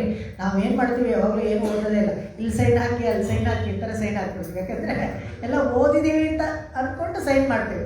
ಓದೋಕ್ಕೂ ಬೇಜಾರು. ಬ್ಯಾಂಕಲ್ಲಿ ಏನಾದರೂ ಹೋದರೆ ಒಂದು ದೊಡ್ಡ ಪುಸ್ತಕನೇ ಕೊಡ್ತಾರೆ, ಏನಿದೆ ಹೇಳ್ಬಿಡಿಪ್ಪ ಅಂತ ಕೇಳ್ಕೊತೀವಿ. ಅವರೇ ಹೇಳ್ತಾರೆ, ಏನಿಲ್ಲ ಮೇಡಮ್ ನಿಮ್ಗೆ ಏನು ತೊಂದರೆ ಆಗಲ್ಲ, ಸೈನ್ ಮಾಡಿ ಅಂದರೆ ಸೈನ್ ಮಾಡಿಬಿಡಿ. ಅಲ್ಲಿ ಇಂಟು ಹಾಕ್ಕೊಡ್ತಾರೆ. ನಾವು ಏನೋ ಒಳ್ಳೆ ಇಲೆಕ್ಟ್ರೇಟ್ಸ್ ಥರ, ನಾವು ಅದಕ್ಕಿಂತ ಜಾಸ್ತಿ ಬೇಗ ಆಗ್ಬಿಟ್ರೆ ಸಾಕು ಕೆಲಸ ಅಂತ. ಆ ಥರ ಇವಳು ಹೇಳ್ಕೊಳ್ಬೇಕಾದ್ರೆ, ಯಾವುದಾದ್ರೂ ಒಂದು ಸಂಘಕ್ಕೆ ಸೇರ್ಕೊಳ್ಬೇಕಾದ್ರೆ ಕೇಳಬೇಕು ಏನಿದೆ ನಿಮ್ಮ ಉದ್ದೇಶ ಏನು ಅಂತ. ಎಲ್ಲೆಲ್ಲ ಹೋಗಿ ಎಲ್ಲದಕ್ಕೂ ಎಂಟ್ರಿ ಕೊಟ್ಟಿರ್ಬಾರ್ದು. ವಾಟ್ಸಪ್ ಗ್ರೂಪ್ 100 ಮಾಡ್ತಾರೆ, ಜಾಯಿನ್ ಗ್ರೂಪ್ ಜಾಯಿನ್. ಏನಕ್ಕೆ ಜಾಯಿನ್ ಗ್ರೂಪು? ನಿಮಗೆ ಅದರಲ್ಲಿ ಆಸಕ್ತಿ ಇದೆಯಾ? ನಿಮಗೆ ಆ ಗುಂಪಿಗೆ ನಿಮಗೆ ಟೈಮ್ ವ್ಯಯ ಮಾಡೋಕ್ಕೆ ಇದೆಯಾ? ನೋಡಿಕೊಂಡು ನೀವು ಜಾಯಿನ್ ಮಾಡಿ. ಸಿಕ್ಕಿದ್ದಕ್ಕೆಲ್ಲ ಜಾಯಿನ್ ಮಾಡಿದ್ರೆ ಇಂಟರ್ನೆಟ್ ಕಂಪನಿ ಉದ್ಧಾರ ಆಗುತ್ತೆ, ನೀವು ಉದ್ಧಾರ ಆಗೋದಿಲ್ಲ. ನಮ್ಮ ಸಮಯ ಹಾಳು ಮಾಡ್ತಾರೆ. ಇದು ನಾವು ನೋಡ್ಕೊಳ್ಬೇಕು. ಅದಕ್ಕೆ ಇವಳು ಹೇಳ್ತಾಳೆ, ಶೆಯ್ಯು ಕಿರಿಶೆಗಳು ಕೇಳಿರೋ ಅಂತ. ನಮಗೆ ಸಂಬಂಧ ಪಟ್ಟಿದ್ದಲ್ಲದೆ ಹೋಗಿದರೆ, ನಮಗೆ ಬೇಡವಾಗಿದ್ದರೆ, ನಮ್ಮ ಅಭಿರುಚಿಗೆ ಸರಿಯಾಗಿಲ್ಲದೆ ಹೋಗಿದರೆ ಆ ಗುಂಪಿಗೆ ನಾವು ಹೋಗಬಾರ್ದು. ಸುಮ್ಮನೆ ಅನವಶ್ಯಕ ಸಮಯ ಹಾಳು ಮಾಡೋದು. ಅದಕ್ಕಿಂತ ಒಳ್ಳೆಯದಾಗಿ ಯಾವ್ದಾರ ಸಮಯ ನಾವು ಉಪಯೋಗಿಸ್ಕೊಳ್ಬೋದು. ಅದನ್ನು ಇಲ್ಲಿ ಹೇಳ್ತಾರೆ. ಇವಾಗ ಶೆಯ್ಯು ಕಿರಿಶೆಗಳು ಕೇಳಿರೋ ಏನಪ್ಪ ಅಂತ ಹೇಳಿದ್ರೆ, ಚಿಕ್ಕದು, ನೈಯುಣ್ಣೋ ಪಾಲುಣ್ಣೋ ನಾಡ್ಕಾಲೆ ನೀರಾಡಿ, ತುಪ್ಪ ಎಲ್ಲ ತಿನ್ನಬಾರ್ದು ಅಂತ ಹೇಳ್ತಾರೆ. ಆ್ಯಕ್ಚುಲಿ ತಿರುಕುಳದ ಆಂಡವನ್ನು ತುಂಬ ಚೆನ್ನಾಗಿದ್ದಕ್ಕೆ ವ್ಯಾಖ್ಯಾನ ತಿರುಪವ ಹೇಳ್ಬೇಕಾದ್ರೆ ಹೇಳಿದ್ರು. ಮೇಲ್ನೋಟಕ್ಕೆ ಅವಳು ತಿನ್ಬೇಡಿ, ತುಪ್ಪ ತಿನ್ನಬೇಡಿ, ಬೆಣ್ಣೆ ತಿನ್ನಬೇಡಿ, ಪಾಲು ಉಣ್ಣೋ ಅಂತ ಹೇಳಿದರೆ ಕೂಡ ನಿಜವಾಗ್ಲೂ ಅವಳು ಅಭಿಪ್ರಾಯ ಏನಪ್ಪ ಅಂತ ಹೇಳಿದ್ರೆ, ಭಗವಂತನಿಗೆ ನಿವೇದನ ಆಗಿ ಕೊಟ್ಟಿದ್ರೆ ಅದನ್ನು ಬೇಕಾದ್ರೆ ತಿನ್ಬೋದು, ನಾವಾಗೆ ನಮಗೆ ಅಂದ್ಕೊಂಡು ತಿನ್ನಬಾರ್ದು ಅಂತ. ಅದಕ್ಕೆ ಒಂದು ಸಣ್ಣ ಕಥೆ ಹೇಳ್ತಾಯಿದ್ರು. ತುಂಬ ಸಂಪ್ರದಾಯದ ಮನೆಯಲ್ಲಿ ದಿನ ಅಡುಗೆ ಮಾಡಿ ಭಗವಂತನಿಗೆ ನಿವೇದನ ಮಾಡ್ತಾಯಿದ್ರಂತೆ. ಅದು ಮಾಡಿಬಿಟ್ಟು ಅಡುಗೆ ಆಯಿತಾ ಎಲ್ಲ ನೈವೇದ್ಯ ಮಾಡಬೇಕು ಅಂದರೆ ಇದು ಇನ್ನೊಂದು 5 ನಿಮಿಷ ಆಯ್ತಾ ಯಾಕೆ ಅಂತ ಕೇಳ್ತಾರೆ. ಇಲ್ಲ ಏನಕ್ಕೆ ಮಾಪ್ಳೆವರ ಅದಕ್ಕೋಸ್ಕರ ಸರಿಯಾಗಿ ವಡೆ ಸುಟ್ಟರಿಗೆ 1 ನಿಮಿಷ ಇರೇ ಅಂತ. ಮಾಪ್ಳೆವರ ಅವ್ರಿಗೋಸ್ಕರ ವಡೆ ಸುಟ್ಟರಿಗೆ 1 ನಿಮಿಷ ಇರಿ ಅಂತ ಹೇಳ್ತಾರೆ ಇವ.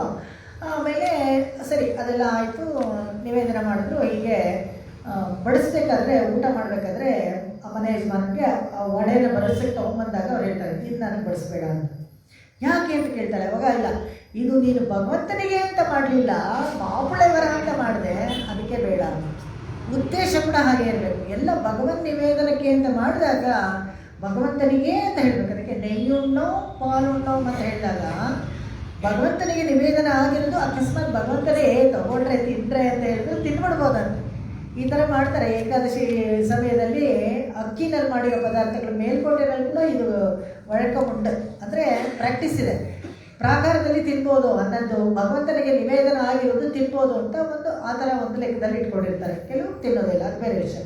ಅದು ಅವರು ಏನು ಪ್ರಾಕ್ಟೀಸ್ ಮಾಡ್ತಾ ಇರ್ತಾರೋ, ಮೇಲೆ ಅರ್ಶೈವನ ಮೇಂಟವನ ಕೇಟಿ ಇರುತ್ತಲ್ಲ, ಆ ಥರ ಪ್ರಾಕ್ಟೀಸ್ ಇರುತ್ತೆ. ಆದರೆ ಭಗವನ್ ನಿವೇದನ ಆಗಿರೋದು ತಿನ್ಬೋದು ಅಂತ. ಆದರೆ ಇಲ್ಲಿ ಹೇಳ್ತಾಳೆ, ನೆಯ್ಯುಣ್ಣೋ ಪಾಲುಣ್ಣೋ. ಭೋಗ ವಸ್ತುಗಳೆಲ್ಲ ಕೃಷ್ಣನಿಗೆ ಅಂತಲೇ ಇಟ್ಬಿಡೋಣ, ನಾವು ಉಪಯೋಗಿಸೋದು ಬೇಡ ಅಂತ ಹೇಳ್ತಾಳೆ. ಅದಕ್ಕೆ ನೆಯ್ಯಿ ಉಣ್ಣೋ, ಇನ್ನೂ ಒಂದು ತುಂಬ ಹೆವಿಯಾಗಿ ತಿಂದ್ಬಿಟ್ರೆ ಕೂಡ ಆಮೇಲೆ ವ್ರತ ಆಚರಣೆ ಮಾಡೋಂಗೆಲ್ಲ ಸುಸ್ತಾಗ್ಬಿಡೋದು. ಭುಕ್ತಾಯಾಸ ಅಂತ ಒಂದು ಹೇಳ್ತಾರೆ ಕನ್ನಡದಲ್ಲಿ ಪದಗಳನ್ನೇ ಉಪಯೋಗಿಸಿರಲ್ಲ ಯಾವಾಗಲೂ. ಇವಾಗೆಲ್ಲ ಅರ್ಧಕ್ಕರ್ಧ ಎಲ್ಲ ಇಂಗ್ಲೀಷಲ್ಲೇ ಮಾತಾಡ್ಬಿಡ್ತಾರೆ. ಭುಕ್ತ ಆಯಾಸ, ಭುಕ್ತ ಅಂದರೆ ತಿಂದಿದ ತಕ್ಷಣ ಒಂಥರ ಆಯಾಸ ಆಗ್ಬಿಡುತ್ತೆ, ಏನು ಕೆಲಸ ಮಾಡೋಕ್ಕೆ ಇಷ್ಟ ಆಗೋದಿಲ್ಲ. ಅದಕ್ಕೆ ಇದನ್ನೆಲ್ಲ ಮುಂಚೆ ತಿನ್ನಬೇಡಿ ಅಂತ. ನೆಯ್ಯಿ ಉಣ್ಣೋ, ಪಾಲು ಉಣ್ಣೋ. ಮೊದಲು ಇಲ್ಲಿರೋದು ಆಯರ್ಪಾಡಿನಲ್ಲಿರೋ ನೆಯ್ಯಿ ಪಾಲು ಎಲ್ಲ ಕೃಷ್ಣನಿಗೆ. ಅವನು ತಿಂದು ಬೇಕಾದ್ರೆ ನಾವು ತೊಗೊಳ್ಳೋಣ, ಅವ್ರಿಗೆ ಕೊಡದೆ ನಾವೇ ಮೊದಲೆಲ್ಲ ತಿನ್ಬಿಡೋದು ಬೇಡ. ನೆಯ್ಯುಣ್ಣೋ ಪಾಲುಣ್ಣು ನಾಟ್ಕಾಲೇ ನೀರಾಡಿ, ಅದೇ ಹೇಳಿದ್ದು. ಬೆಳಗಿನ ಜಾವ ಹೋಗಿ ಸ್ನಾನ ಮಾಡೋಣ, ಯಾರು ನೋಡೋಕೆ ಮುಂಚೆ ನಾವು ಸ್ನಾನ ಮಾಡಬೇಕು ಅಂತ. ಈ ಥರ ನಾಟ್ಕಾಲೇ ಯಾರು ಸ್ನಾನ ಮಾಡ್ತಾಯಿದ್ರು ಅಂದರೆ ಭರತಾಳ್ವಾನ್ ಸ್ನಾನ ಮಾಡ್ತಾ ಇದ್ದಂತೆ. 14 ವರ್ಷ ರಾಮ ಕಾಡಿಗೆ ಹೋದಾಗ ಈ ನಂದಿ ಗ್ರಾಮದಲ್ಲಿ ದಿನಾ ಬೆಳಗ್ಗೆ ಬ್ರಾಹ್ಮಿ ಮುಹೂರ್ತದಲ್ಲಿ ಬೆಳಗಾಗೋಕ್ಕೆ ಮುಂಚೆ ಹೋಗಿ ಸರಿಯೂನಲ್ಲಿ ಸ್ನಾನ ಮಾಡಿಬಿಟ್ಟು ಬರ್ತಾ ಇದ್ದಂತೆ. ಯಾಕೆ ಹಾಗೆ ಹೋಗಿ ಸ್ನಾನ ಮಾಡಿಬಿಟ್ಟು ಬರ್ತಾ ಇದ್ದ ಅಂದರೆ 2 ಕಾರಣ. ಒಂದು, ಯಾರಾದರೂ ಬರ್ತಾ ಅಲ್ಲಿ ಸ್ನಾನ ಮಾಡಬೇಕಾದ್ರೆ ನೋಡಿಬಿಟ್ಟು ಇವನಿಂದಲೇ ಅವ್ರ ಅಣ್ಣ ಪಾಪ ಕಾಡಿಗೆ ಹೋಗ್ಬೇಕಾಯ್ತು ಅಂತ ಯಾರನ್ನ ಅಂದ್ಬಿಟ್ರೆ ಅಲ್ಲೇ ನಾನು ಜೀವ ಬಿಟ್ಬಿಟ್ರೆ ನಮ್ಮ ಅಣ್ಣನಿಗೊಂದು ಮಾತು ಕೊಟ್ಟಿದ್ದೀನಿ, 14 ವರ್ಷ ನಿನ್ನ ರಾಜ್ಯವನ್ನು ಕಾಪಾಡ್ತೀನಿ ಅಂತ. ಮಾತಿಗೆ ನಾನು ತಪ್ಪದಂಗೆ ಆಗ್ಬಿಡ್ತೀನಿ. ಅದಕ್ಕೆ ಯಾರು ನೋಡೋಕ್ಕೆ ಮುಂಚೆ ಹೋಗಿ ಅಲ್ಲಿ ಸ್ನಾನ ಮಾಡಿಕೊಂಡು ನಾಟ್ಕಾಲೇ ನೀರಾಡಿ ಈ ಥರ ಡೆಡಿಕೇಟೆಡ್ ಆಗಿರಬೇಕು. ಭರತಾಳ್ವಾನ್ ಥರ ನಾವು ಭಗವಂತನಲ್ಲಿ ಪ್ರಾರ್ಥನೆ ಮಾಡಬೇಕಾದ್ರೆ, ಭಕ್ತಿ ಮಾಡಬೇಕಾದ್ರೆ ಇಷ್ಟು ಡೆಡಿಕೇಶನ್ ನಮಗಿರಬೇಕು ಅಂತ ಹೇಳಿ ತೋರ್ಸೋಕ್ಕೋಸ್ಕರ ವ್ಯಾಖ್ಯಾತಕರು ತುಂಬ ಚೆನ್ನಾಗಿ ತೋರಿಸ್ತಾರೆ. ಭರತಾಳ್ವಾನ್ ಪೋಲೆ ಅಂತ ಹೇಳ್ತಾರೆ. ತಮಿಳಲ್ಲೆಲ್ಲ ವ್ಯಾಖ್ಯಾನಗಳೆಲ್ಲ ಇದೆಯಲ್ಲ, 6000 ಪಡಿ, 3000 ಪಡಿ, ಜನನ್ಯಾಚಾರ್ಯರು 2000 ಪಡಿ, 5000 ಪಡಿ. ಇವರು ಜನನ್ಯಾಚಾರ್ಯರು ಮೇಲ್ಕೋಟೆಯಲ್ಲೇ ಇದ್ದರು. ತುಂಬ ಸೊಗಸಾಗಿ ಅವರು ಎಲ್ಲ ವ್ಯಾಖ್ಯಾನ ಎಲ್ಲ ಬರ್ಕೊಟ್ಟಿದ್ದಾರೆ. ಅವ್ರು ಹೇಳ್ತಾರೆ ಇದು ಭರತಾಳ್ವಾನ್ ಪೋಲೆ ಅಂತ. ಅಷ್ಟು ನಿಷ್ಠೆ ಇರಬೇಕು. ಯಾರು ಭರತ ಹೋಗಬೇಕಾಗೇ ಇರಲಿಲ್ಲ, ರಾಜ್ಯ ಆಳ್ಬೋದಾಗಿತ್ತು. ಆದರೆ ಅವ್ನಿಗೆ ಇಷ್ಟ ಆಗಲಿಲ್ಲ. ಯಾಕೆಂದರೆ ನಮ್ಮ ಸಂಪ್ರದಾಯದಲ್ಲಿ ಹಿರಿಯ ಮಗ ಇರಬೇಕಾದ್ರೆ ಕಿರಿಯ ಮಗ ರಾಜ್ಯ ತೊಗೊಂಡ ಅಂತ ಎಲ್ಲೂ ಇಲ್ಲ. ಯಾರು ಮಾಡದೇ ಇರೋದು ನಾನು ಮಾಡೋಕ್ಕೆ ಇಷ್ಟ ಇಲ್ಲ. ಯಾಕಂದರೆ ರಾಮನು ಎಷ್ಟೋ ಹೇಳಿ ನೋಡ್ತಾನೆ, ಪರವಾಗಿಲ್ಲ ನೀನು ಹೋಗು, ನೀನು ಮಾಡು ಅಂತ. ಯಾಕಂದರೆ ಭರತನಿಗೆ ಇನ್ನೊಂದು ವಿಷಯ ಗೊತ್ತಿತ್ತು. ಭರತ ರಾಜ್ಯ ಆಳ್ಬಿಟ್ಟಿದ್ರೆ ಎಷ್ಟು ಟೆಕ್ನಿಕಲಾಗಿ ಅವನ ಪಾದಕೆಯನ್ನು ಇಟ್ಬಿಟ್ಟು ಮಾಡ್ತಾನೆ ಅಂದರೆ ಉಚ್ಚಿಷ್ಟವಾದ ರಾಜ್ಯವನ್ನು ರಾಮ ಮತ್ತೆ ಸ್ವೀಕರಿಸ್ತಾ ಇರಲಿಲ್ಲ. ಭರತನಿಗೆ ಕೊಟ್ಬಿಟ್ಟು ಎಲ್ಲಾದರೂ ಬೇರೆ ಹೋಗ್ತಾ ಇದ್ದು ಚೆನ್ನಾಗಿ ಭರತನಿಗೆ ಗೊತ್ತು.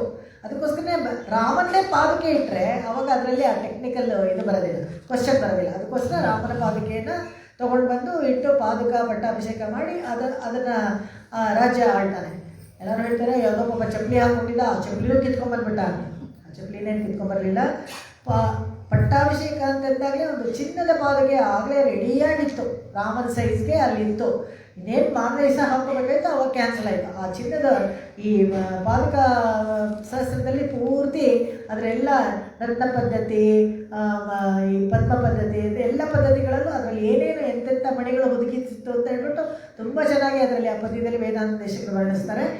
ಆ ಪಾದಕೆನ ತಲೆ ಮೇಲೆ ಮೊದಲು ತೊಗೊಂಡ್ಬೇಕಾದ್ರೆ ರಥದಲ್ಲಿ ತೊಗೊಂಡು ಬಂದು ರಾಮನ ಪಾದಕ್ಕೆ ಹಾಕಿ ಆಮೇಲೆ ತೊಗೊಳ್ತಾನೆ. ಯಾಕಂದರೆ ಯಾವಾಗ ರಾಮ ಬರಲ್ಲ ಅಂತ ಹೇಳ್ತಾನೋ ಹಾಗಾದರೆ ನಿಂದೇನಾದರೂ ಒಂದು ಚಿಹ್ನೆ ಇಟ್ಟು ಬೇಕಾದ್ರೆ ನಾನು ರಾಜ್ಯ ಆಳ್ತೀನಿ ಹೊರತು ನಾನು ಮಾತ್ರ ಖಂಡಿತ ಆಳ್ತೀನಿ, ಅದು ಬಲವಂತ ಮಾಡೋಕ್ಕೆ ನಿನಗಾಗೋದಿಲ್ಲ. ಯಾಕೆ ಅಂತ ಹೇಳಿದ್ರೆ ನಮ್ಮ ಪೂರ್ವಿಕರು ಯಾರು ಹಿರಿಯ ಮಗ ಇರಬೇಕಾದ್ರೆ ಕಿರಿಯ ಮಗನಿಗೆ ಪಟ್ಟಾಭಿಷೇಕ ಅಂತೆಲ್ಲ ಆಗೋದಿಲ್ಲ. ನಾನು ಕಾಯ್ತಾ ಇರ್ತೀನಿ ನೀನು ಬರೋವರೆಗೂ ಅಂತ ಹೇಳ್ಬಿಟ್ಟು ಭಗವಂತನಿಗೆ ರಾಮನಿಗೆ ಪಾದಕ್ಕೆ ತೊಡಿಸ್ಬಿಟ್ಟು ಆ ಪಾದಕ್ಕೆ ತೊಗೊಂಡು ವಾಪಸ್ ಬರ್ತಾ ಇದ್ದಾಗ ಭರತ ನಡ್ಕೊಂಡು ಬರ್ತಾನೆ, ಪಾದಕ್ಕೆ ತಲೆ ಮೇಲೆ ಇಟ್ಕೊಂಡು ಬರ್ತಾನೆ. ಎಷ್ಟು ಚೆನ್ನಾಗಿದೆ ಪಾದುಕೆನ ಆದಿಶೇಷ ಅಂತ ಹೇಳ್ತಾರೆ. ಅದಕ್ಕೆ ಭರತ ಲಕ್ಷ್ಮಣನ ಹೊತ್ಕೊಂಡು ಬಂದ ಅಂತ ಹೇಳ್ತಾರೆ. ಲಕ್ಷ್ಮಣನು ಆದಿಶೇಷನ ಅವತಾರ, ಪಾದುಕೆನೂ ಆದಿಶೇಷನ ಅಂಶ ಅಂತ ಹೇಳ್ತಾರೆ. ಆ ಥರ ಅನೇಕ ಎಷ್ಟು ಸೊಗಸಾದ ವಿಷಯಗಳು ಒಂದಕ್ಕೊಂದಿದೆ ಅಂತ ಹೇಳಿದ್ರೆ ಪರಮನಡಿ ಪಾಡಿ ಅನ್ನೋದು ಅಷ್ಟು ವಿಶೇಷ. ಇಲ್ಲಿ ನಾಟ್ಕಾಲೆ ನೀರಾಡಿ ಮೈಯಿಟ್ಟು ಎಳೆದೋ ಮಲನಿಟ್ಟು ನಾವು ಮುಡಿಯೋ. ಮೈ ಅಂದರೆ ಕಾಡಿಗೆ, ಅಂಜನ. ಈ ಸ್ವಾಮದೇಶ ಅರ್ಥದಲ್ಲಿ ಅಲ್ಲಲ್ಲೇ ಹೇಳ್ಕೊಂಡು ಹೋಗ್ಬಿಡ್ತೀನಿ. ಯಾಕಂದರೆ ಕೊನೆಗೆ ಸ್ವಾಮದೇಶ ಅರ್ಥ ಮಿಸ್ ಆಗೋದು ಅನಿಸುತ್ತೆ. ಈ ಮೈ ಅಂತ ಹೇಳಿದ್ರೆ ಅಂಜನ ಹಾಕಿದಾಗ ಭಗವಂತ ನಮಗೆ ಕ್ಲಿಯರಾಗಿ ಕಾಣಿಸ್ತಾನೆ. ಜ್ಞಾನಯೋಗ ಮಾಡಿದಾಗ ಭಗವಂತ ಯಾರು ಅಂತ ಚೆನ್ನಾಗಿ ಗೊತ್ತಾಗುತ್ತೆ. ಜ್ಞಾನಯೋಗ ನಾವು ಮಾಡೋದಿಲ್ಲ ಅಂತ ಹೇಳ್ತಾರಲ್ಲಿ. ಮೈ ಇಟ್ಟು ಎಳೆದೋ ಇದು ಮಲರಿಟ್ಟು ನಾ ಮುಡಿಯೋ ಭಕ್ತಿ ಯೋಗ. ಅದು ಅರ್ಚನೆ ಮಾಡಿ ಎಲ್ಲ ಮಾಡಿ ದಿನ ಬೆಳಗ್ಗೆ ಯಾಗ ಮಾಡಿ ಇದನ್ನೆಲ್ಲ ಮಾಡೋದು ಭಕ್ತಿ ಯೋಗ. ಮಲರಿಟ್ಟು ನಾ ಮುಡಿಯೋ ಇದಕ್ಕೂ ಕೂಡ ತಿರುಕುಡಂದವರು ಹೇಳ್ತಾರೆ ನಾವು ಮುಡ್ಕೊಳ್ತೀವಿ ಹೂವು ಯಾವಾಗ ಅಂತ ಹೇಳಿದ್ರೆ ಭಗವಂತನ ಶೇಷವಸ್ತ್ರ ಭಗವಂತನ ಶೇಷ ಪುಷ್ಪಗಳು ಅದನ್ನು ಕೊಟ್ಟು ಭಗವಂತನೇ ಮುಡಿಸಿದ್ರೆ ಮುಡ್ಕೊಳ್ತೀವಿ ಅಂತ. ಏನು ನೋಡಿ, ಅವ್ರಿಗೆ ಇನ್ನೊಂದು ಎಕ್ಸ್ಟ್ರಾ ಕಂಡೀಷನ್ ಬೇರೆ, ಅವನೇ ಮುಡಿಸ್ಬೇಕು ಅಂತ. ಹಾಗೂ ಉಂಟಾ, ಭಗವಂತ ಮುಡಿಸಿದ್ನ ಅಂದರೆ ಖಂಡಿತ ಮುಡಿಸಿದ್ದ. ಅದೆಲ್ಲ ನಮಗೆ ಬೃಂದಾವನಲ್ಲ ಒಂದು ಚೇಷ್ಟೆಗಳಲ್ಲಿ ಗೊತ್ತಾಗುತ್ತೆ. ಯಾವಾಗ ಅಂತ ಹೇಳಿದ್ರೆ, ರಾಸಕ್ರೀಡೆಯ ಸಮಯದಲ್ಲಿ ತುಂಬಾ ಚೆನ್ನಾಗಿ ಕೃಷ್ಣನ ಅನುಭವ ಇದೆಯಲ್ಲ, ಒಂದೊಂದು ಕ್ಷಣವೂ ಅಷ್ಟು ಚೆನ್ನ. ರಾಸಕ್ರೀಡೆ ಆಗಬೇಕಾದ್ರೆ ಎಲ್ಲರಿಗೂ ಒಂದೊಂದು ಕೃಷ್ಣನ ಅಂಗನ ಮಧ್ಯೆ ರಂಗ, ಒಂದೊಂದು ಅಂಗನೆಗೆ ಒಂದೊಂದು ರಂಗ. ಧರ್ಮಭೂತ ಜ್ಞಾನ ಎಷ್ಟು ವಿಕಸಿತ ಆಗಿತ್ತು ಅಂತ ಹೇಳಿದ್ರೆ, ಎಷ್ಟು ಜನ ಗೋಪಿಕೆಯರಿದ್ರೋ ಅಷ್ಟು ಜನಕ್ಕೆ ಅಷ್ಟು ಕೃಷ್ಣ. ಎಲ್ಲರೂ ಕೃಷ್ಣನ ಹತ್ರ ಇಟ್ಕೊಂಡು ನನಗೊಬ್ಬಳಿಗೆ ಕೃಷ್ಣ ಸಿಕ್ಕಿದ್ದಾನೆ ಅನ್ನೋ ಹತ್ರ ಹಾಗೆ ಅನುಭವಿಸ್ತಾ ಇರ್ತಾರೆ. ಅವರವರೇ ಜಂಬ. ಏನಕ್ಕೆ ನನ್ನನ್ನು ಹೋಲಿಸ್ಕೊಂಡಿದ್ದಾರೆ ಅಂದರೆ, ನನಗೆ ಇದು ಬಣ್ಣ, ನನ್ನ ಮೈ ಬಣ್ಣ ತುಂಬ ಚೆನ್ನಾಗಿದೆ, ನನ್ನ ಫಿಸಿಕ್ ಚೆನ್ನಾಗಿದೆ, ಹಾಗೆ ಅವರವರೇ ಜಂಬ ಪಡ್ಕೊಳ್ತಾ ಇದ್ದಾರೆ. ತಕ್ಷಣ ಎಲ್ಲ ಒಬ್ಬಳು ಮಾತ್ರ ತುಂಬ ಹಂಬಲಾಗಿ ಏನು ಅಂದ್ಕೊಳ್ಳೆ, ಅಯ್ಯೋ ನನಗೆ ಭಗವಂತ ಸಿಕ್ಕಿರೋದೇ ಒಂದು ಭಾಗ್ಯ, ನನಗೆ ಅದೃಷ್ಟ ಅಂತ ಅಂದ್ಕೊಂಡು ಸುಮ್ಮನೆ ಹಾಗೇ ಇಟ್ಲಂತೆ, ಒಂದು ಚೂರು ಜಂಬ ಪಟ್ಕೊಳ್ದೆ. ತಕ್ಷಣ ಅಲ್ಲಿ ಬಾಕಿಯವ್ರ ಕಡೆ ಎಲ್ಲ ಇದ್ದಿದ್ದು ಕೃಷ್ಣನು ಮಾಯ ಆಗ್ಬಿಡ್ತಾನೆ. ಒಂದೇ ಒಂದು ಕೃಷ್ಣ ಇವಳ ಹತ್ರ ಇರ್ತಾನಂತೆ. ಇವಳು ಏನು ಮಾಡ್ತಾನೆ, ಅವಳನ್ನು ಕಳ್ಕೊಂಡು ಓಡ್ ಹೋಗ್ತಾನಂತೆ. ಇವರು ಬಾಕಿ ಗೋಪಿಕೆರೆಲ್ಲ ಇರ್ತಾರಲ್ಲ, ಎಲ್ಲೂ ಹೋದ ಕೃಷ್ಣ. ಇದು ಬಂದರೆ ಇದು ಕಾಶನ್, ಒಂದು ಹಂಪ್ ಬಂದಂಗೆ ಸ್ಪೀಡ್ ಬ್ರೇಕರ್ ಥರ.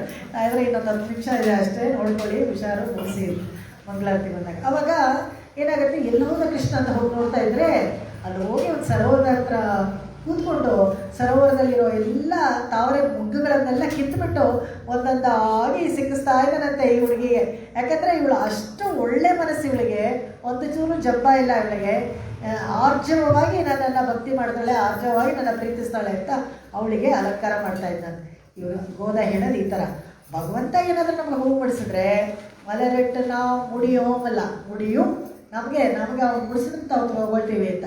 ಮಲರೆಟ್ಟನ ಮುಡಿಯೋ ಅಂಜನ ಅಂತ ಹೇಳಿದ್ರೆ ಕಾಡಿಗೆ ಎಲ್ಲ ಮಾಡ್ತಾಯಿದ್ರು ಹಿಂದಿನ ಕಾಲದಲ್ಲೆಲ್ಲ ಮನೆಯಲ್ಲಿ. ನಂಜ ಬೆಟ್ಟದ ಹೂವಿನ ರಸವನ್ನು ತೆಗೆದು ಓಡುತ್ತಾರಲ್ಲ, ಈ ಹೆಂಚಿದೆಯಲ್ಲ ಅದಕ್ಕೆ ಸುರಿದು ಬಿಡೋದು, ಅದನ್ನು ನೆರಳಲ್ಲಿ ಒಣಗಿಸ್ತಾರೆ.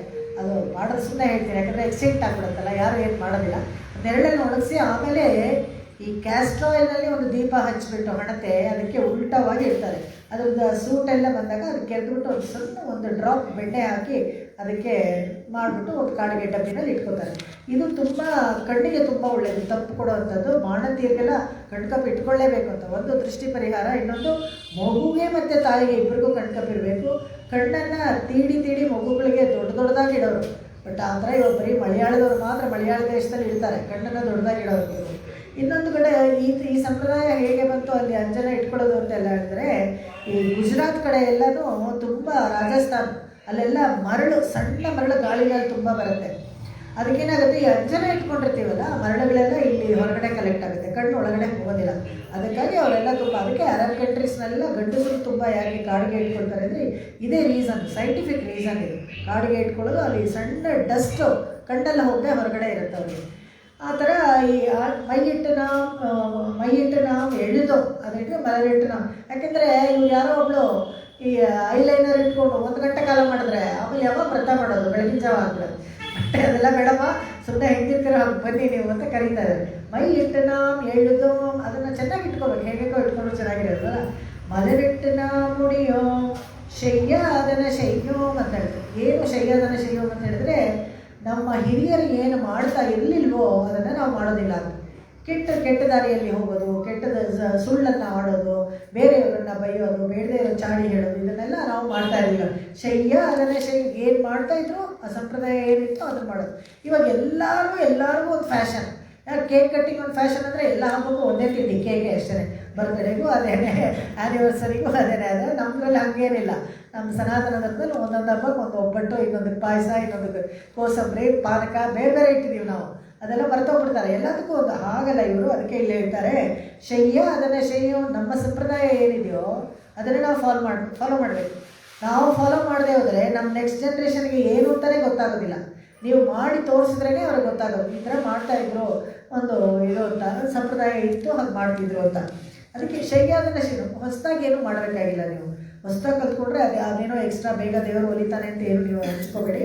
ಅದೇನು ಮಾಡಬೇಕಾದ್ರೆ ತೀಕುರುಳೈ ಸೆಂಟ್ರೋದು, ತುಂಬ ಚೆನ್ನಾಗಿದೆ ಅದು. ತೀಕುರುಳೈ ಸೆಂಟ್ರೋದು ಇದು ತುಂಬ ಮುಖ್ಯ. ನಮ್ಮ ಗುಂಪಲ್ಲಿ ಯಾರು ಬರ್ತಾರೋ ಬೇಡದೇ ಇರೋ ಮಾತು, ಅನ್ವಾಂಟೆಡ್ ಡೈಲಾಗ್ಸ್ ಬೇಡ ಇವಾಗ ನೋಡಿ 10 ನಿಮಿಷ ಖಾಲಿ ಇತ್ತು ಅಂದರೆ ಬನ್ನಿ ಒಂದು ಯಾವುದೋ ಒಂದು ಸ್ತೋತ್ರ ಹೇಳ್ಬೇಡ, ಹಾಗೆ ಕಲ್ತಿರೋದು ನಮಗೆ ಆವರ್ತಿ ಆಗುತ್ತೆ, ನಮ್ಗೆ ಭಗವಂತನ ಸ್ಮರಣೆ ಮಾಡಿದಾಗುತ್ತೆ.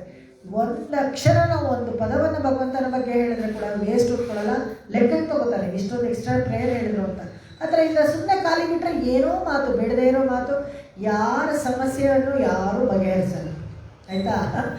ಮಾತಾಡೋದ್ರಿಂದ ಇಲ್ಲಿ ಇವಾಗ ಯಾವುದೋ ಒಂದು ಗುಂಪು ಬರುತ್ತೆ ಅಂದ್ಕೊಳ್ಳಿ, ಒಂದು ದೇವಸ್ಥಾನ ಒಂದು ಕಡೆ, ಇವಾಗ ಏನೋ ಹೇಳಿದ್ರೆ ಯಾರ ಸಮಸ್ಯೆ ಏನು ಮಂಡೇ ಇಂಟ್ಯಾಕ್ಟ್ ಮಾಡಲೇಬಾರ್ದು ಅಂದರೆ ಮಾಡಬೇಕು. ಎಲ್ಲಿ ಮಾಡಬೇಕು? ದೇವಸ್ಥಾನದ ಆವರಣದಲ್ಲಿ ಮಾಡಬಾರ್ದು. ಅದಿದೆ ನಾನು ಹೇಳಿದ್ನಲ್ಲ ವರಾಹ ಪುರಾಣದಲ್ಲಿ ಹೇಳಿದ್ರೆ, ಬೇಡದೇ ಇರೋ ಭಗವಂತನಿಗೆ ಸಂಬಂಧಪಟ್ಟಿಲ್ಲದೆ ಇರೋ ಮಾತನ್ನು ದೇವಸ್ಥಾನದಲ್ಲಿ ಆಡಬಾರ್ದು ಅಂತಲೇ ಇದೆ. ಸೊ ಹಾಗೆ ಇಲ್ಲಿ ಬಂದು ಏನು ಇವಾಗ ಯಾಕೆ ಒಂದು ಹೋಟ್ಲಿಗೆ ಹೋದಾಗ ಮೆನು ಕಾರ್ಡ್ ತೊಗೊಂಡು ಏನಿದೆ ಅಂತ ಎಷ್ಟೊತ್ತು ಅದನ್ನೇ ಸೆಲೆಕ್ಟ್ ಮಾಡ್ತಿರ್ತೀವಿ, ಕರೆಕ್ಟಾಗಿ ಏನು ತಿನ್ನಬೇಕು, ಯಾವ್ದಾದ್ಮೇಲೆ ಯಾವ್ದು ತಿನ್ನಬೇಕು, ಅದಕ್ಕೆಲ್ಲ ಅದಕ್ಕೆ ಟೈಮ್ ತೊಗೋತೀರಾ. ದೇವಸ್ಥಾನಕ್ಕೆ ಬಂದಾಗ ಮಾತ್ರ ಏಕೆ ಬೇರೆ ಏನೋ ಮಾಡಬೇಕು, ಬೇರೆ ಅದನ್ನು ಮಾತಾಡಬೇಕು. ದೇವಸ್ಥಾನಕ್ಕೆ ಬಂದಿರೋದು ದೇವ್ರನ್ನ ನೋಡಬೇಕು, ದೇವ್ರ ನಮಸ್ಕಾರ ಮಾಡಬೇಕು, ಸ್ತೋತ್ರ ಮಾಡಬೇಕು, ಇದನ್ನು ಮಾಡಿ. ಅದಕ್ಕೆ ಹೇಳಿದ್ರು ಇವಳು ಶಯ್ಯಾದನ ಶಯ್ಯು ತೀಕುರುಳೆ ಶೆಂಟ್ರೋದು, ಕೆಟ್ಟ ಮಾತನ್ನು ಹೇಳಬಾರ್ದು ಬೇರೆಯವ್ರ ಬಗ್ಗೆ. ತೀಕುರುಳು ಅಂದರೆ ಚಾಡಿ ಮಾತು. ತೀಕುರುಳೆ ಶೆಂಟ್ರು ಓದೋ ಹೇಗೆ ಮೆನಕಟ್ಟಾಗಿ ಹೋಗಿ ಹೇಳೋದು, ಅವ್ರಿಗೆ ಗೊತ್ತಿರಲ್ಲ ಆದರೂ ಕೂಡ ಹೋಗಿ ಅವ್ರ ಹತ್ರ ಚಾಡಿ ಹೇಳೋದು ಅಂತ, ಇದು ಮಾಡಬಾರ್ದು ಅಂತ. ಇದಕ್ಕೆ ತಿರುಕುಡದೆ ಅಂತ ನನಗೆ ನಮ್ಮ ಗುರುಗಳು ಶ್ರೀಧರಾಚಾರ್ಯರು, ಅವರು ಒಬ್ಬರು ಗುರುಗಳೇ ನನಗೆ, ಅವರೇ ಪಾಪ ಈ TTD ಪ್ರೋಗ್ರಾಮೆಲ್ಲ ನನಗೆ ಆಯೋಜಿಸಿ ಕೊಟ್ಟಿದ್ದು. ಬಲವಂತ ಮಾಡೋರು ತುಂಬ ಒಂದು 7-8 ವರ್ಷದಿಂದ, ನೀಗ ಹೋಗೋ ನನಗೆ ಹೆದರಿಕೆ TTD ಹತ್ರ ಹೇಗೋ ಏನೋ ಅಂತ. ಇಲ್ಲ ನಿಮ್ಗೆ ಆಗತ್ತೆ, ನೀವು ಹೋಗಿ ಅಂತ ಬಲವಂತ ಮಾಡಿ ಕರ್ಕೊಂಡು ಹೋಗಿ ಎನ್ರೋಲ್ ಎಲ್ಲ ಮಾಡಿಸಿದ್ರು. ಅವರು ತಿರುಕುಡದೆ ಅನ್ನೋ ಇದು ಉಪನ್ಯಾಸಗಳನ್ನು ತುಂಬ ಕೇಳಿದ್ದಾರೆ. ಅವ್ರ ಉಪನ್ಯಾಸಗಳನ್ನು ನಾನು ತುಂಬ ಕೇಳಿದ್ದೀನಿ. ಹಾಗಾಗಿ ತುಂಬಾ ಜೋಕ್ಸ್ ಅವರು ತಿರುಕುಡದೆ ಆಂಡವನ್ನು. ಅವ್ರು ಅದನ್ನೆಲ್ಲ ಹೇಳಬೇಕಾದ್ರೆ ಈ ತೀಕುರುಳೆ ಶೆಂಟ್ರೋದಮ್ ಅಂತ ಹೇಳಿದ್ರೆ, ಈ ಕುಂಭಕೋಣದಲ್ಲಿ ಸ್ತ್ರೀಗಳಿದಾರಲ್ಲ ಬಾಯಲ್ಲೇ ಬೆಂಕಿ ಇರುತ್ತೆ ಅಂತ ಅವ್ರಿಗೆ. ಅಂದರೆ ಅವ್ರ ಭಾಷೆ ತಮಿಳ್ ಭಾಷೆಯಲ್ಲೇ ಆ ಕುಂಭಕೋಣದ ಕಡೆಯವ್ರಿಗೆ ಒಂದು ಚುರುಕು. ಅದಕ್ಕೆ ಏನೋ ಅವರು ಅತ್ತೆ ಮಾವ ಅಂತ ಬಂದರೆ ಹೇಗೆ ಅಂದರೆ, ಯಾರು ಏನೋ ಸ್ವಲ್ಪ ಡಲ್ಲಾಗಿರ್ತಾಳಂತೆ, ಮಗ ಒಂಥರ ಸೋರೆ ಕೇಂದ್ರ ಮಾಡಿಕೊಂಡು, ಯಾಕೆ ಹೀಗೆ ಇದಳಲ್ಲ ನಾರ್ ಅಂತ ಹೇಳಲ್ವಂತೆ. ನಮ್ಮ ನಾದ್ನಿ ಇದ್ದಾಳಲ್ಲ ಬಂದಿದ್ದಾಳಲ್ಲ ನಾತಿ ಅಂತ ಹೇಳಿದಂತೆ. ಅವಳೇ ಹೇಳಿದ್ರು ಹೀಗೆ, ನಾತಿ ಅಂದರೆ ಅವಳು ತಿರುಕುಡದ ಅಂತ ಹೇಳ್ತಾರೆ. ಓಹೋ ಅವಳು ನಾಲ್ಕಲೆ ಟೀ ಇದ್ದದ್ದು ಪೊಲೆ ಇರುತ್ತೆ ಅಂತ. ಹಾಗೆ ತುಂಬ ಹಾಸ್ಯ ಗೊತ್ತು ಇರಬೇಕು. ಅಂದರೆ ಮಾತಾಡಬೇಕಾದ್ರೆ ಬೇರೆಯವ್ರನ್ನ ಹರ್ಟ್ ಮಾಡಬಾರ್ದು. ಅದಕ್ಕೆ ತೀಕುರುಳೆ ಶೆಂಟ್ರೋದು, ಹೇಳೋ ವಿಷಯವನ್ನು ಸರಿಯಾಗಿ ಹೇಳಬೇಕು. ಸತ್ಯಂ ಬ್ರೂಯಾತ್ ಪ್ರಿಯಂ ಬ್ರೂಯಾತ್, ಸತ್ಯವನ್ನು ಹೇಳಬೇಕು ಅಂದರೆ ಪ್ರಿಯವಾಗಿರೋದು. ಪ್ರಿಯಂಚ ನಾನೃತಂ ಬ್ರೂಯಾತ್, ಯಾರಿಗೋ ತುಂಬ ಇಷ್ಟ ಅಂತ ಹೇಳ್ಬಿಟ್ಟು ಚೆನ್ನಾಗಿದ್ದಾರೋ ಅಯ್ಯೋ ನೀವು ಐಶ್ವರ್ಯರ ಈ ಥರ ಇದ್ದಾರೆ ಅಂತ ಹೇಳಬಾರ್ದು. ಅದೇನೋ ಜಂಬ ಪಡ್ಕೊಂಡ್ಬಿಟ್ಟು ಅವ್ರು ಬೇರೆ ಏನಾದರೂ ಮಾಡೋಕ್ಕೆ ಹೋಗ್ಬಿಟ್ರೆ. ಅದಕ್ಕೆ ಪ್ರಿಯಂಚ ನಾನು ನೃತಂ ಬ್ರೂಯಾತ್, ಅದಕ್ಕೆ ಹೇಳಬಾರ್ದು. ಆಮೇಲೆ ಏಷ ಏವ ಧರ್ಮ ಸನಾತನ, ಇದು ಸನಾತನ ಧರ್ಮ. ಹೇಳಿದರೆ ಸತ್ಯ ಹೇಳಬೇಕು. ಅದಕ್ಕೋಸ್ಕರ ಯಾರನ್ನೂ ಪ್ಲೀಸ್ ಮಾಡೋಕ್ಕೋಸ್ಕರ ಸುಳ್ಳು ಹೇಳಬಾರ್ದು. ಸುಳ್ಳು ಒಬ್ಬರಿಗೆ ಹೇಳಿದರೆ ತೊಂದರೆ ಆಗುತ್ತೆ ಅಂತಿದ್ರೆ ಅವಾಗಲೂ ಸುಮ್ಮನೆ ಇದ್ಬಿಡ್ಬೇಕು, ಹೇಳಬಾರ್ದು ಅಂತ ಸನಾತನ ಧರ್ಮ ಹೇಳ್ತಾರೆ. ಅದಕ್ಕೆ ತೀಕುರುಳು ಅಂತ ಹೇಳೋದು. ತೀಕುರುಳೆ ಶೆಂಟ್ರೋದು. ಅಯ್ಯಮು ಪಿಚ್ಚೆಯು ಆಂದನೆಯು ಕೈ ಕಾಟಿ.